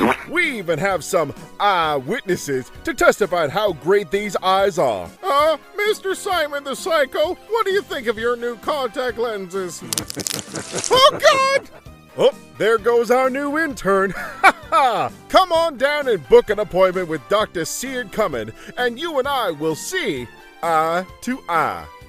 Sup, dudes? Do you want to look as gnarly as one of your favorite wrestlers on show who's holding one of the world titles from MNW? Well, you totally can, without even leaving your couch at Totally Tyler's Titles. For only $39.99, you too can own a complete replica of one of MNW's famous titles, like the MNW World Heavyweight Championship, the Tag Team, the Nexus Titan, the Interdimensional Championship, dude. So you can show off to your parents and show how gnarly you are, or you could secretly try and claim that you're formerly the title champion holder by holding a knockoff title.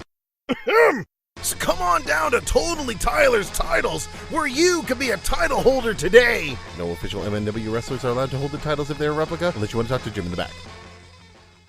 What are you, blind, Rev? He clearly went for a roll-up reverse coil. This just can't be happening. This is some bull! Is this you? Well, even if it isn't, I'm sure many of you have met these kinds of people, just marking up the walls of your favorite shows. Don't worry, we have the solution. With the Mark Manager. Yes, with the Mark Manager, we clean up the big marks, small marks, marks you didn't realize that were there, and marks that have always been there. We've even updated our product to help you clean off the toughest of marks. Of course he was gonna lose the championship. If you'll look at my 42-page blog from last week, we can clearly see that the producers were going to have him. Hey, what are you doing? Huh? So sign up and get your Mark Manager today. And remember, with a little bit of, any mark is manageable. Fuck, it went up my nose! Hey baby, it's me, Suplex Sam, and I'm here to tell you about my brand new experience, baby. On the Suplex Express, we're serving up hot dishes and hot meals for all your homies. It's time for Suplex Sam, the soup made for me, baby. Sam I am. Tired of your lunches being soupless? Don't worry, baby. Suplex Sam's got you covered. We got all the flavors. Wonton Wilson's, the beef drippings, the Doctor of Alphagetti, and the VI Pheromone.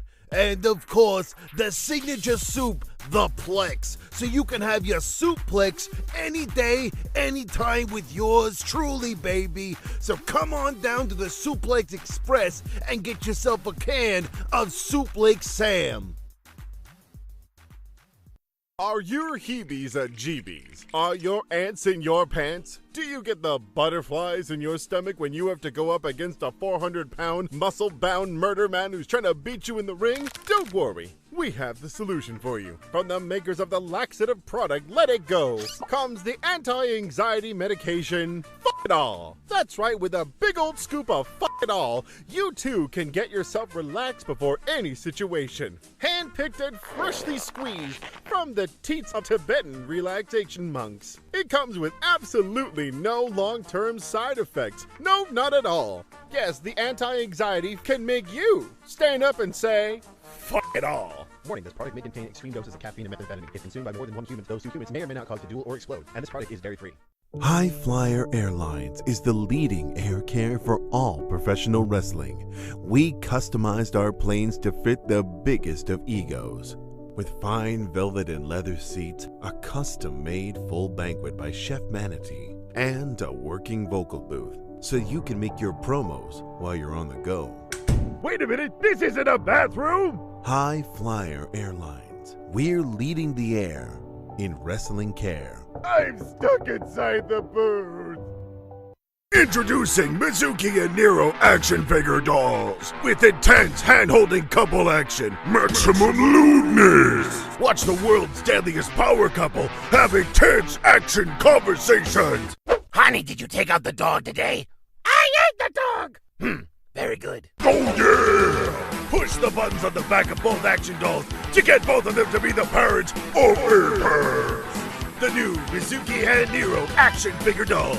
Each sold separately, but then put together as a couple.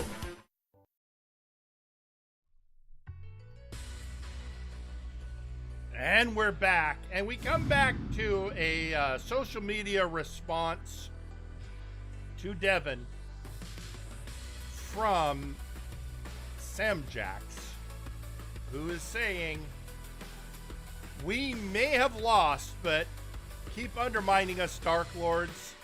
It'll make the end results all the more sweeter for us.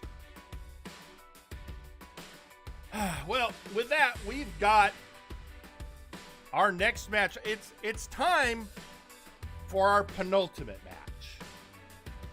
One last go before our main event. And I'm getting a message from Phyllis, which is never good. Yeah, Phyllis,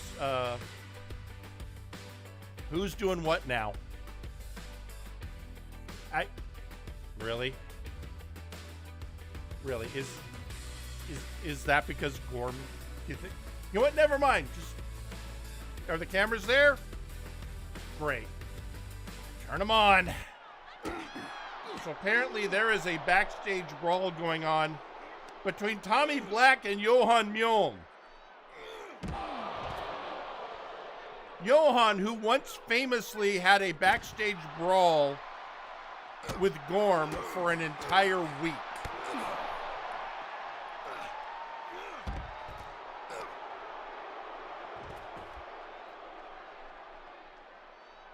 Oh, that's just...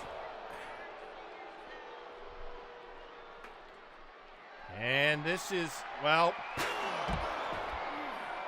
Johan has declared he wants to go after Black. He wants the Nexus Titan Championship. At least I think that's what he wants. Either way, these two have been feuding for, well, a hot minute.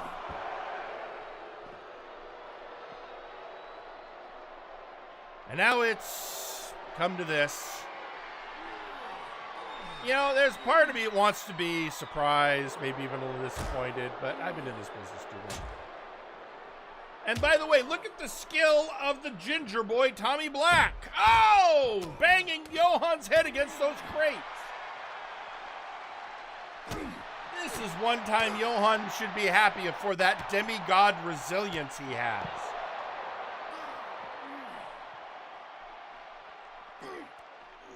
Oh! Ducking that kick. Impressive for someone as tall as Johan.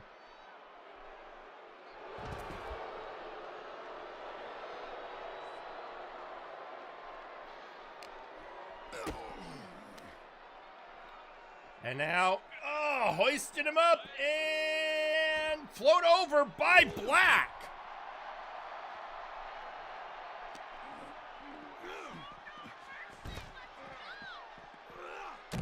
And diving onto Johan.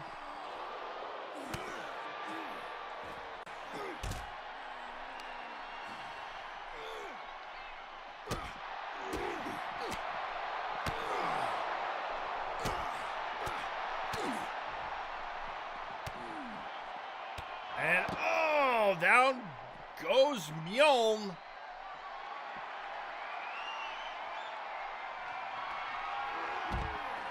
Bringing him down and oh, Mad Lad kick.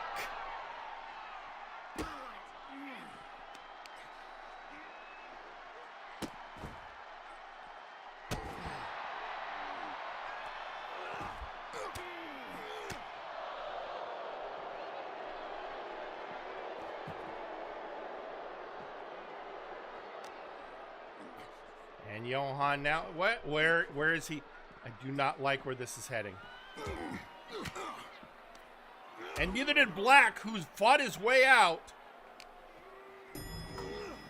Oh, but we're still going there, I guess. Ha! Black sent him into the elevators and just walked away. Oh, this is, he's playing, now he's just playing games with Johan.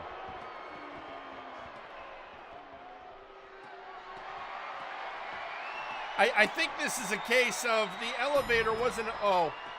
No, you're not, I was like, are you kidding me? Nope.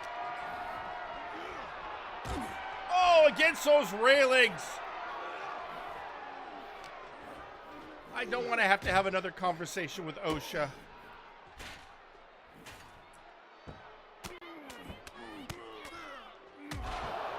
And the blows from the Son of Thunder. Oh, this is not looking good for Tommy.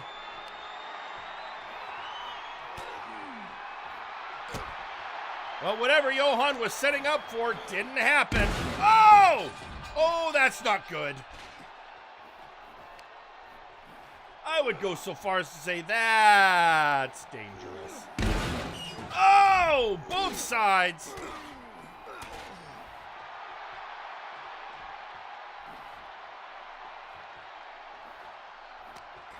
I think Tommy's got a plan, and it is, oh, onto that hard concrete.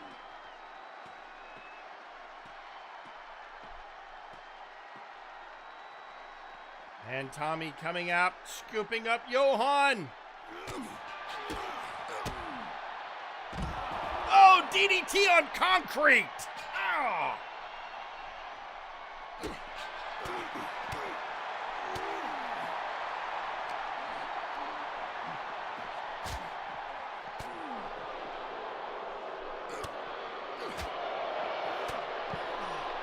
Johan now with the upper hand. Can he take advantage?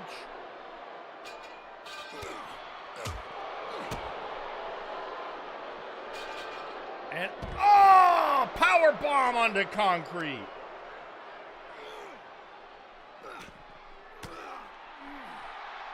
But let's face it, the Ginger Boy is never truly down. Raining those blows on Johan.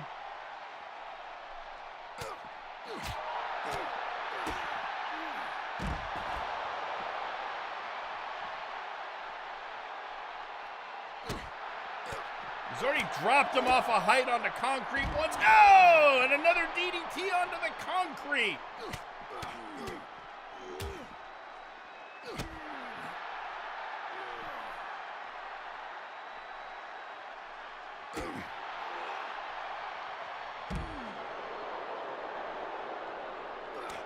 And Johan, oh, these two are just, this is rough.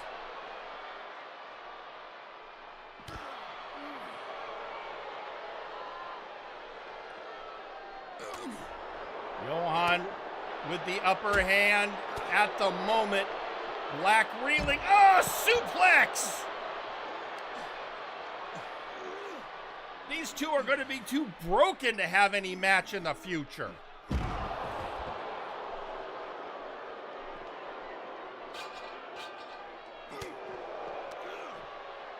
Oh! I think it's fair to say when come Millennium Dragon, these two are probably going to have a matchup, I assume, for the Nexus Titan. But who knows? First, they have to survive this.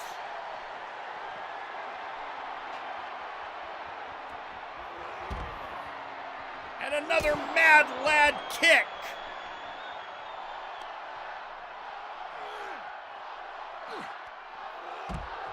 Oh.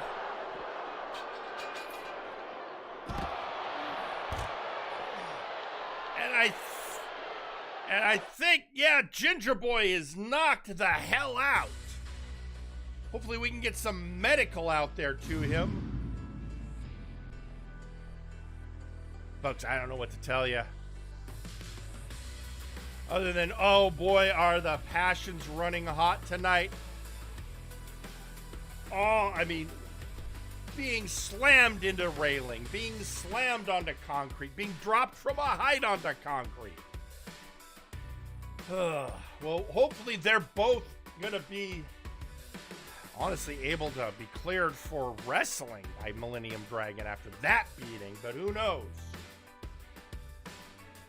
Well, while security and medical deal with that, we've got to get ready for our next match. As I said, it is our penultimate match of the evening.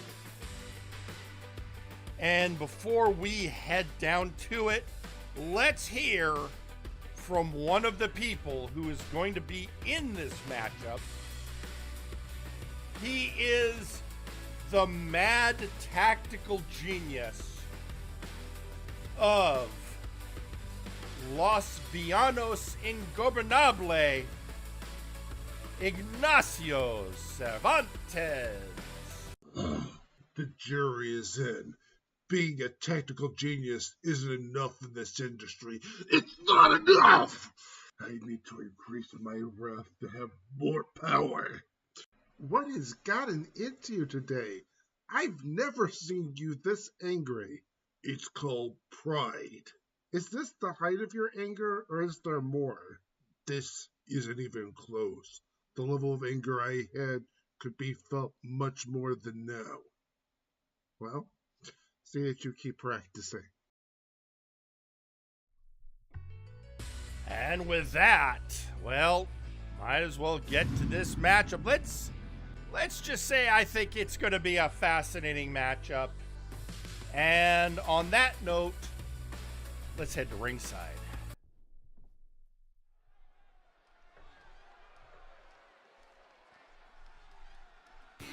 The following match is scheduled for one fall. Introducing first,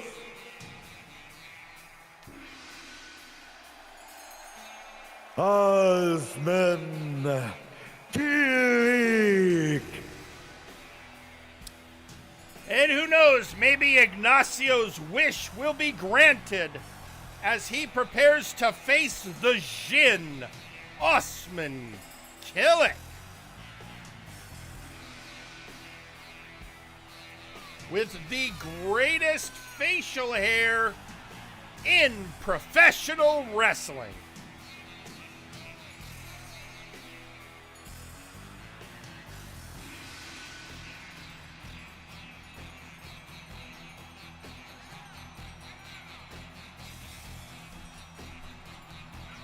He's been actually doing really good lately in these one-on-one matchups. What we like to call the record booster matches.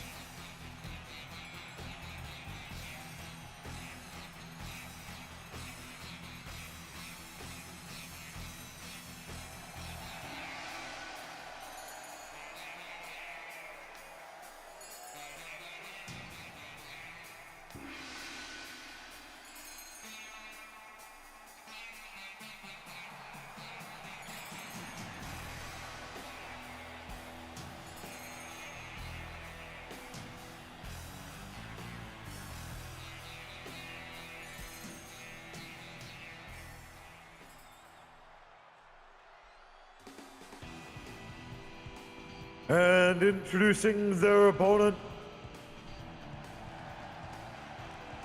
Ignacio Cervantes.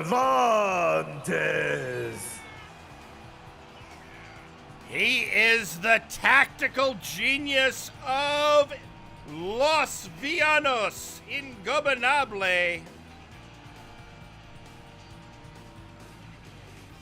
But tonight, he faces Osman Kilik.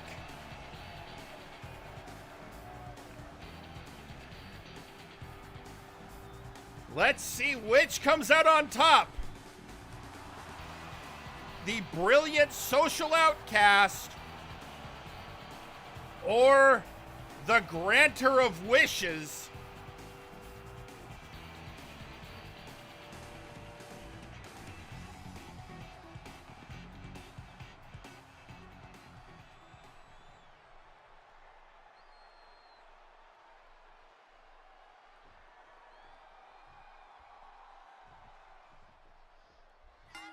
And we're off.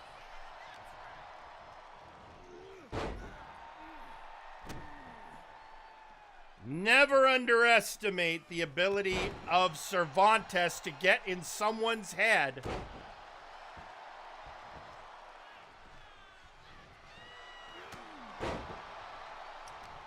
But seeing these two match up now makes me wonder. Nacho Grease versus Beard Wax. Who wins?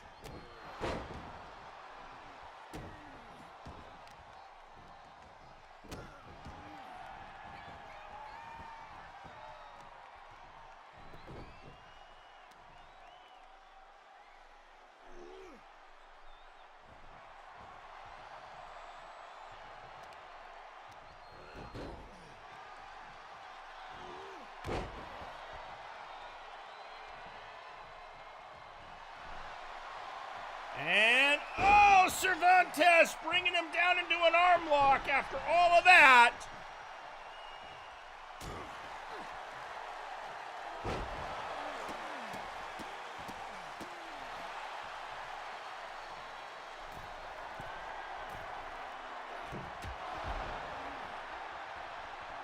And Cervantes not looking good outside, but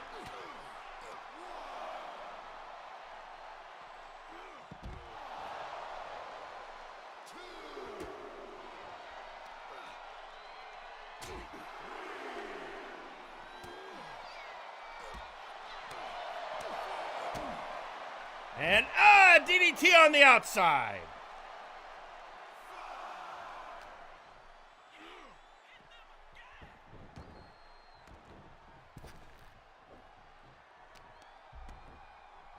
Oh, right in the back. Right in the small of the back.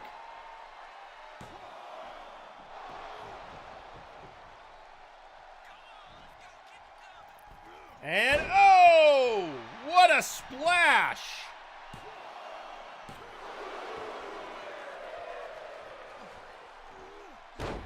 And a standing reverse moonsault.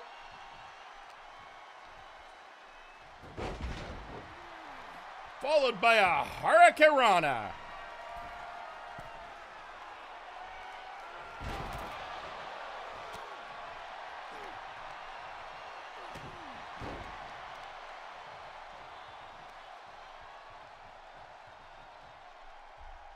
Dragging him to the center. What is Osman got in mind? Well, now going for a pin. Kick out at 2.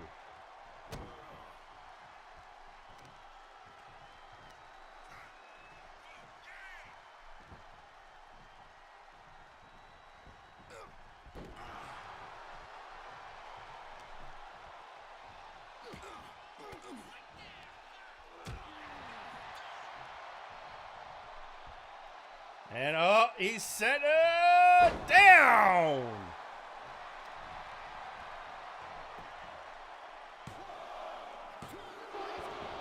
Kick out at 2 again. The ability of Ignacio to find innovative ways to get in people's head. Oh, speaking of which, the tenacious DDT.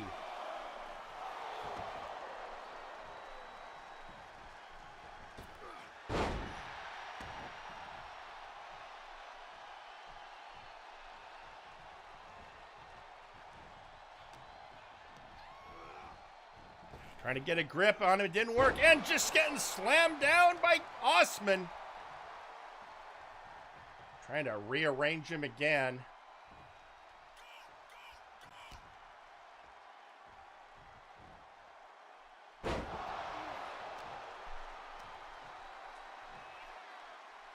Once more into the center.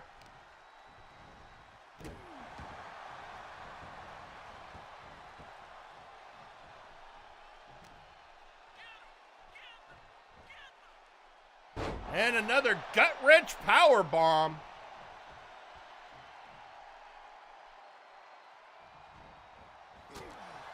Oh, counter by Ignacio.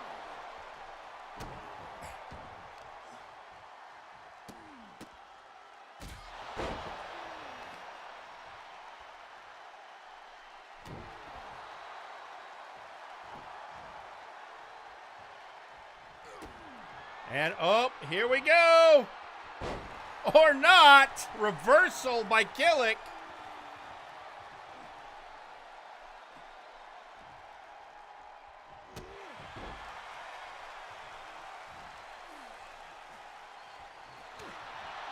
Oh, these two are just going back and forth.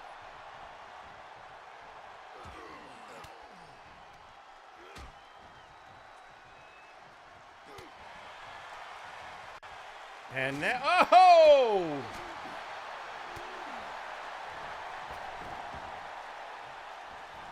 And here we go.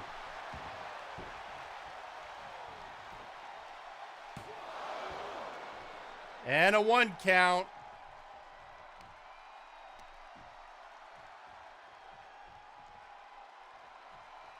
Now it's Ignacio's turn to reposition Killick. And again, Killick not behaving the way Ignacio would like.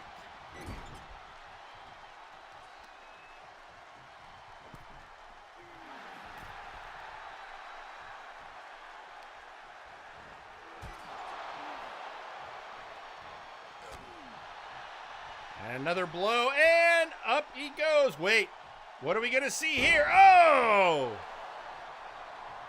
Slamming him down.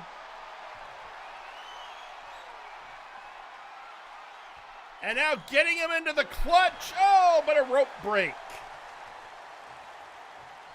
the ring awareness that Ignacio brings to the match. So now he repositions him, and now we're going to try again. Oh, Ignacio slips out. And a neck breaker. Tope Suicida.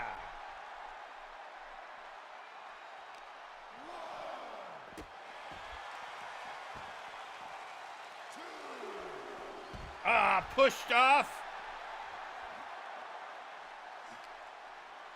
Ignacio trying to see if he can bring that winning streak of Osman's to an end.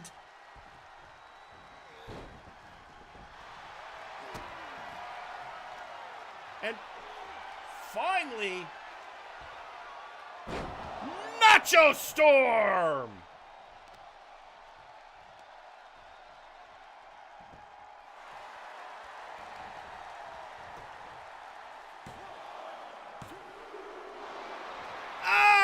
Kick out at 2. Not even the Nacho Storm could get the job done.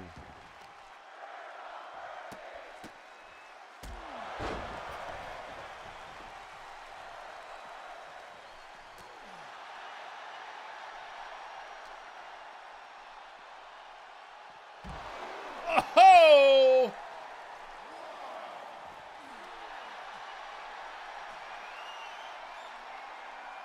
And is he trying to say, yeah, Tequila Sunrise on the outside, but a tap out on the outside does not count.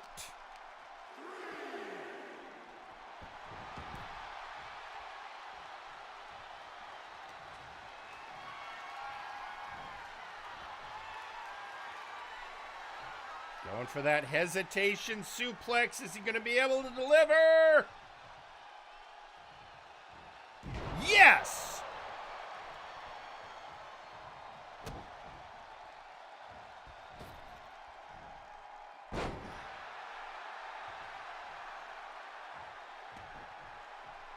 Ignacio trying to make it to the corner.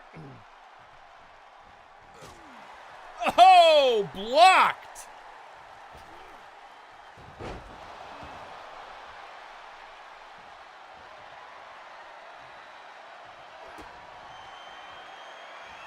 Oh, trying to set up for another Nacho Storm, but reversed by Osman Killick.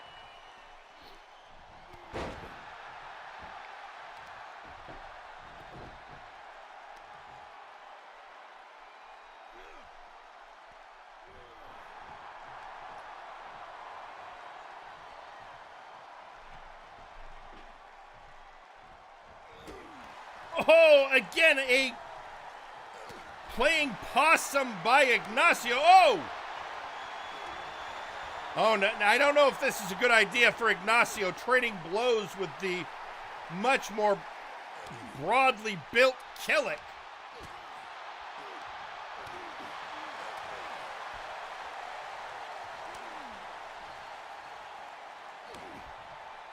That is a powerful chop. Oh, Ignacio saying, show me what you got.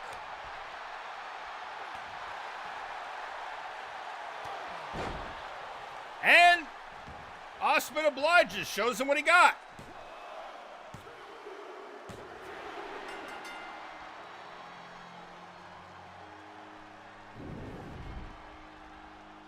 And your winner, Osman Killick.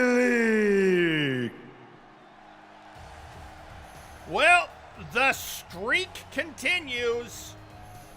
Osman Killick once again victorious, but I'd say Ignacio brought him closer to defeat than he has faced in a while.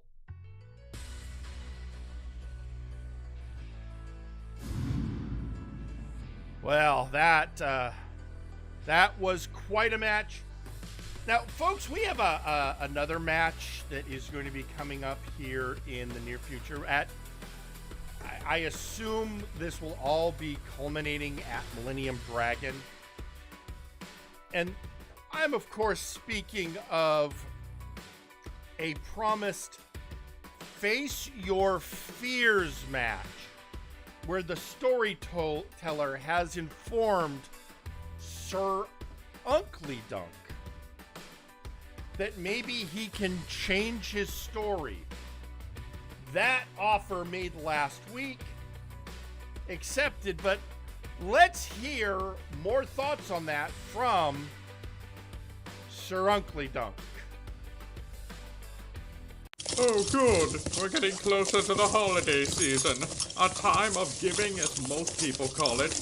Normally, I'd be trying to ruin the season for everyone else, but right now, I'm just hoping that someone out there is going to give me something more meaningful than a new roommate in my dumpster. I found new grease bits and toenails that we could eat tonight. That's Gary. He's taking up residence in the dumpster, and if I weren't trying to be a better man, I'd kick him out by now. The only thing that I know I'm getting this year is a Face Your Fears match from Storyteller. I don't even know who it's against. I've made more or less everyone in the company hate me at some point. Well, whoever it is, maybe them beating the ever-living tar out of me will put me on some kind of road to redemption. Turns out being poor is hard enough as it is when you don't have a megalomaniacal guy with way too much money going out of his way to make it worse.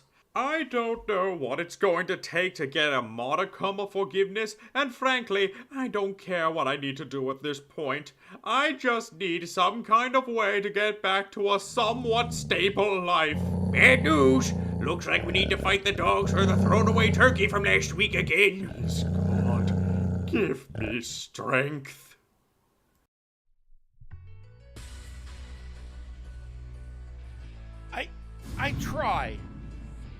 I try to hold on to the desire to see Uncle suffer, as he so richly deserves for every horrible thing he did. But really, I mean, at what point has a man suffered enough? Well, I guess we'll find out at Millennium Dragon when Sir Uncle Dunk has a Face Your Fears match. I don't know what the storyteller has planned. I had a meeting with him. He's very convincing. All I know is all will be revealed at the proper time and the proper place. Also, we had to wait for translation services because there was a social media post by Osman Kilik, and as usual, we have to translate it from the Turkish. But it says, "Thank you, Ignacio, for the wonderful match. If you wish, I believe I know a cafe with some locum you may enjoy." That's Osman Kilik for you. Always with the good hand for somebody who could use it, and all he wants is a good match. Well, folks, it's that time. Or it would be that time, except somebody has asked for some ring time, and in light of recent events, I was concerned of the consequences of not providing it. So let's head down to the ring and hear from Adrian Driscoll.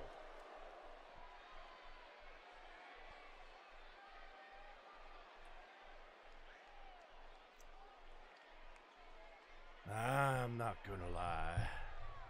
Old Adrian Driscoll's confidence took a beating in that steel cage.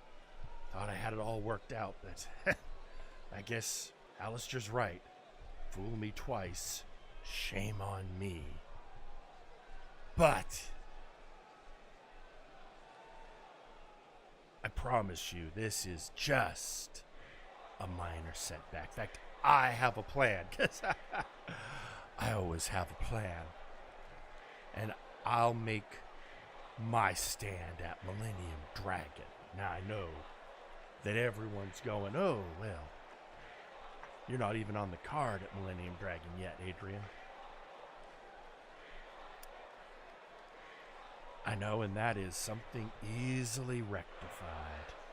All I need is my good friend, West Wind, to come and join me in the ring. because I have an offer for him I think he will find, enticing.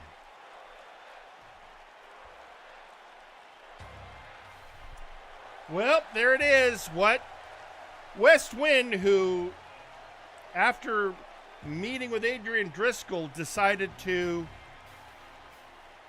leave the Night's Watch and follow the leading in a chance to reach the lofty heights he feels that a being such as himself, an angelic entity, deserves.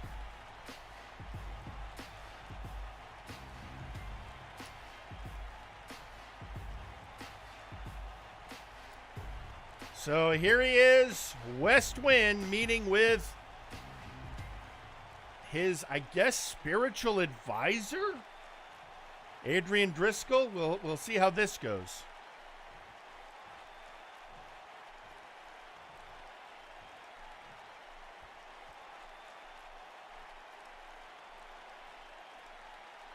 Adrian Driscoll, I heard your plea, your call, and of course I answer. For it is my hope that you will lead me further into the light and the glory that we agree I deserve. That is what I promise, West Wind. And I will keep my promise. I will get you closer to your God. But I need a tithe from you. I need something that you have. Ah, a tithe, is it? Well, then tell me, what is it that thou requires, Adrian Driscoll, that West Wind can provide, so that we may both benefit and shine in the light?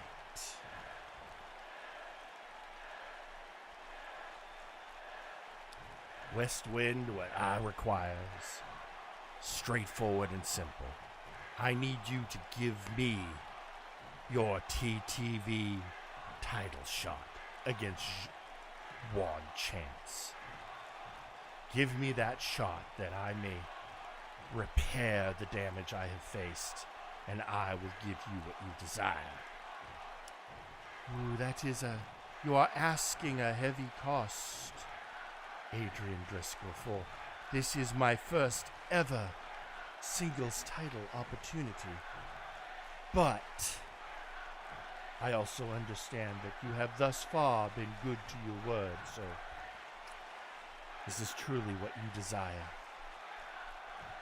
It is, West Wind. I know I am asking a lot. I know I am asking a terrible price, but I promise that in your sacrifice, you will be redeemed. For does not sacrifice mean to make sacred? That is, in fact, the true origin of the word, Adrian Driscoll. Though I am of heavy heart to do so, I shall give you what you ask, and give thou my title shot for the TTV Championship. This is a good deal, trust me, West Wind. You may not see it at this moment, but I promise you that in making this sacrifice, you will gain the lofty heights you so desire.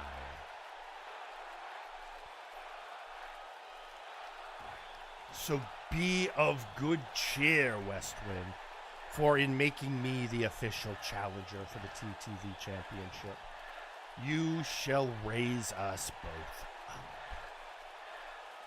That is my promise and my pledge. Go in the light.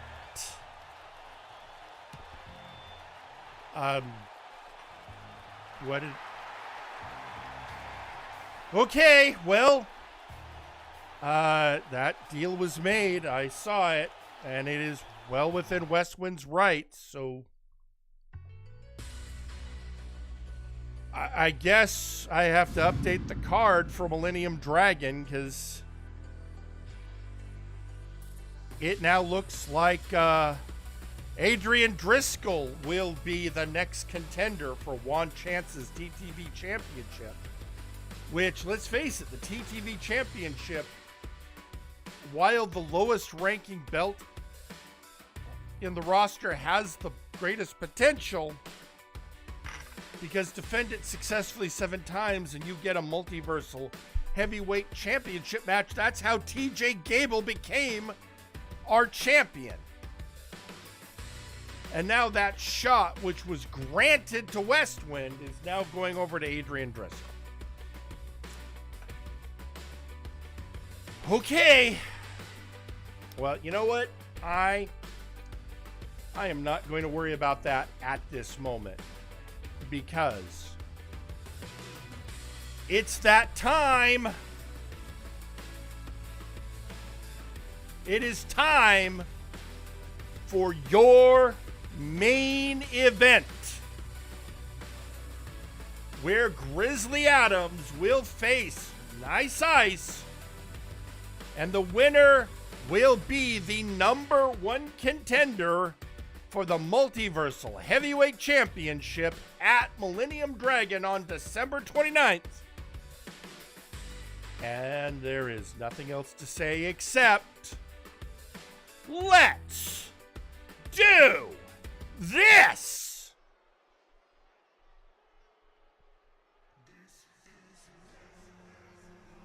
Your main event match is a #1 contendership match.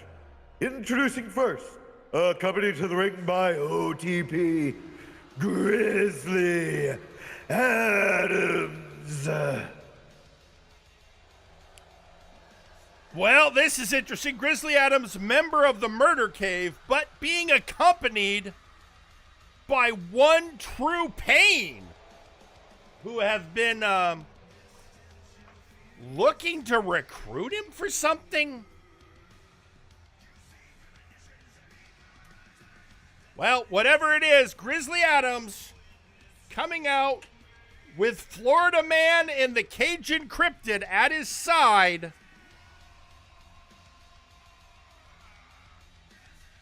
to take on the Siberian Cyborg and earn the main event slot at Millennium Dragon.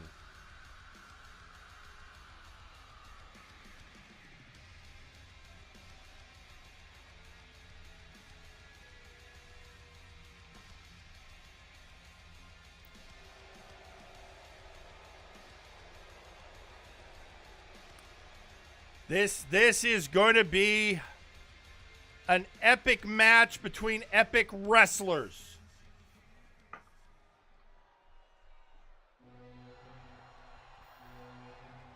And introducing their opponent,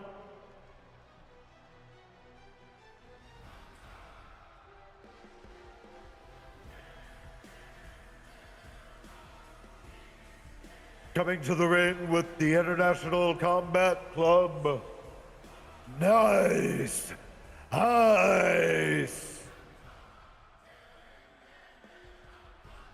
And there he is, the leader of the ICC, being bracketed by Locken and Glacerius. Well, at least he was smart enough to bring back up since Grizzly did. 4 people around the ring. You know what? There will be chaos. I almost guarantee there will be chaos. But Nice Ice, Grizzly Adams.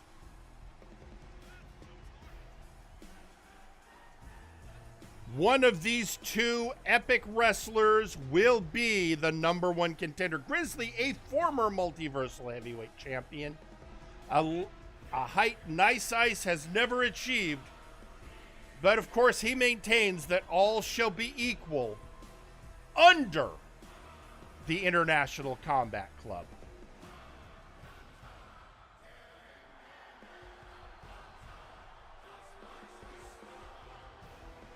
And there they are, the ICC bracketing their leader.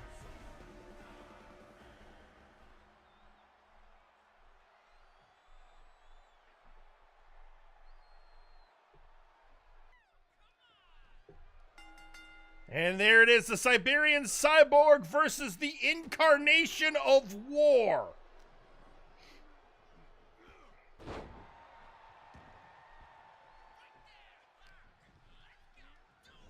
And just tossing Grizzly around. Not many people can really get away with doing that, but I guess one of them is the Siberian Cyborg.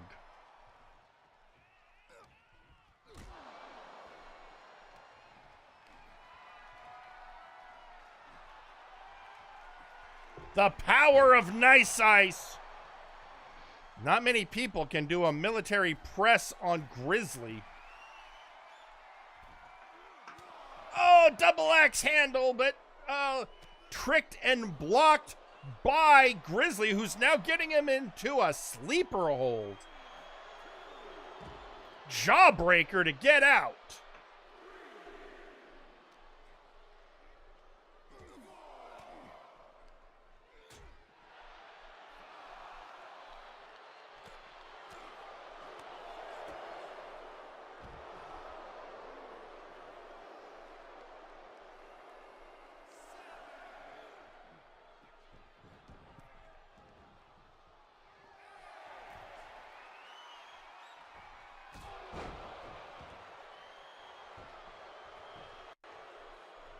And two, kick out at two.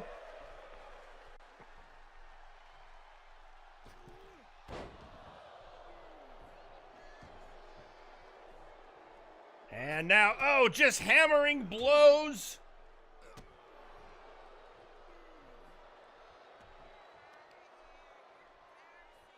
And of course, social media going crazy with theories about what is happening with Grizzly Adams and OTP.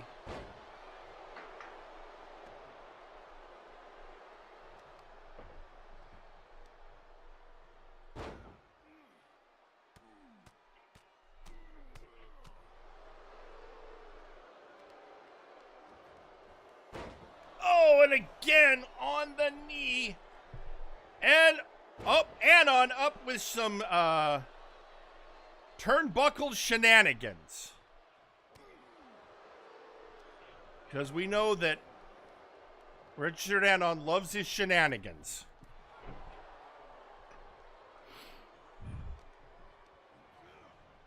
Whip into the ropes. Oh, going for an elbow strike, blocked by Nice Ice.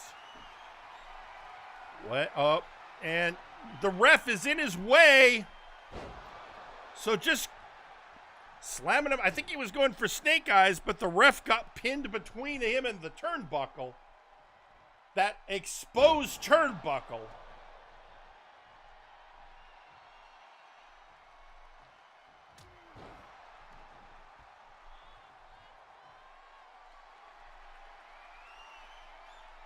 Nice Ice going up top. Always a scary place to see a man his size deciding he didn't like the angle. Oh, now into that exposed turnbuckle.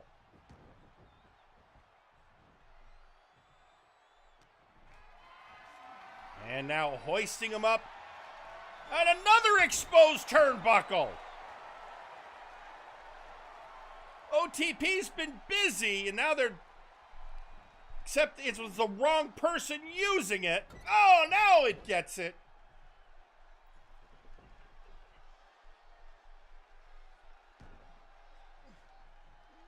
But now Grizzly having words with Glycerius and leaving him open for a bulldog.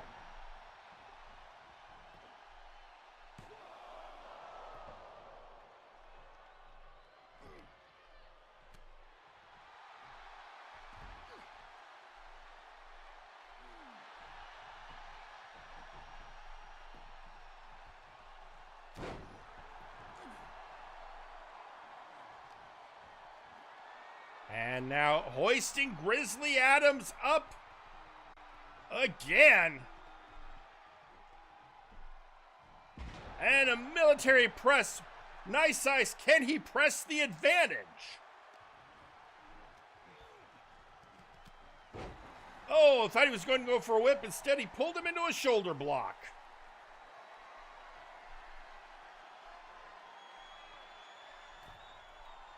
And, oh, big splash. Can he bring it home?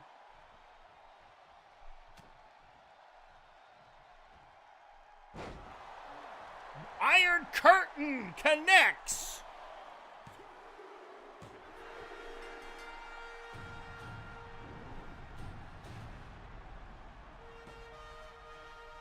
And your winner, Nice Ice. And there he is, folks, your number one contender. Just secured his place in the main event at Millennium Dragon. Nice Ice will face TJ the Mint Gable December 29th at Millennium Dragon. It is going to be, so far we know, we will have that match. We will have Sir Uncle Dunk in a Face Your Fears match. We now know Adrian Driscoll will face Juan Chance for the TTV Championship. That's all we have really scheduled right now. I can make some assumptions about how some things are developing, but, you know.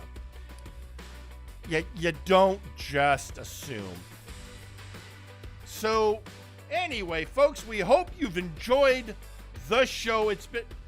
Hang on. What? Phyllis. No, not again.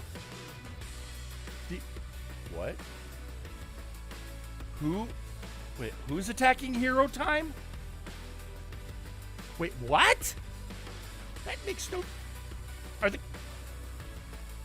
Well, yeah, if the cameras are set up, I need to see. Go! Folks, I don't know what the hell's happening, but Hero Time is being attacked by Dirty Deeds!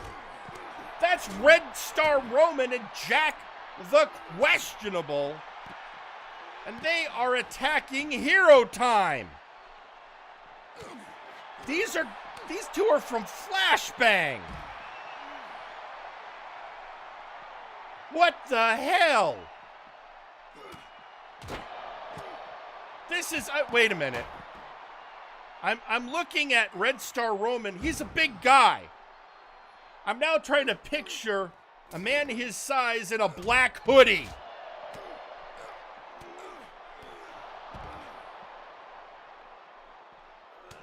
Is this who has been attacking mysteriously? Why? What possible reason can Dirty Deeds have to be over here and going after Hero Time?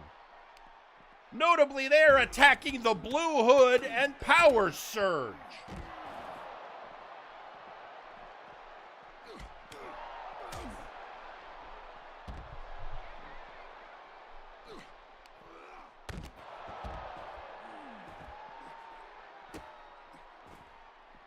Well, I'm going to want to get answers.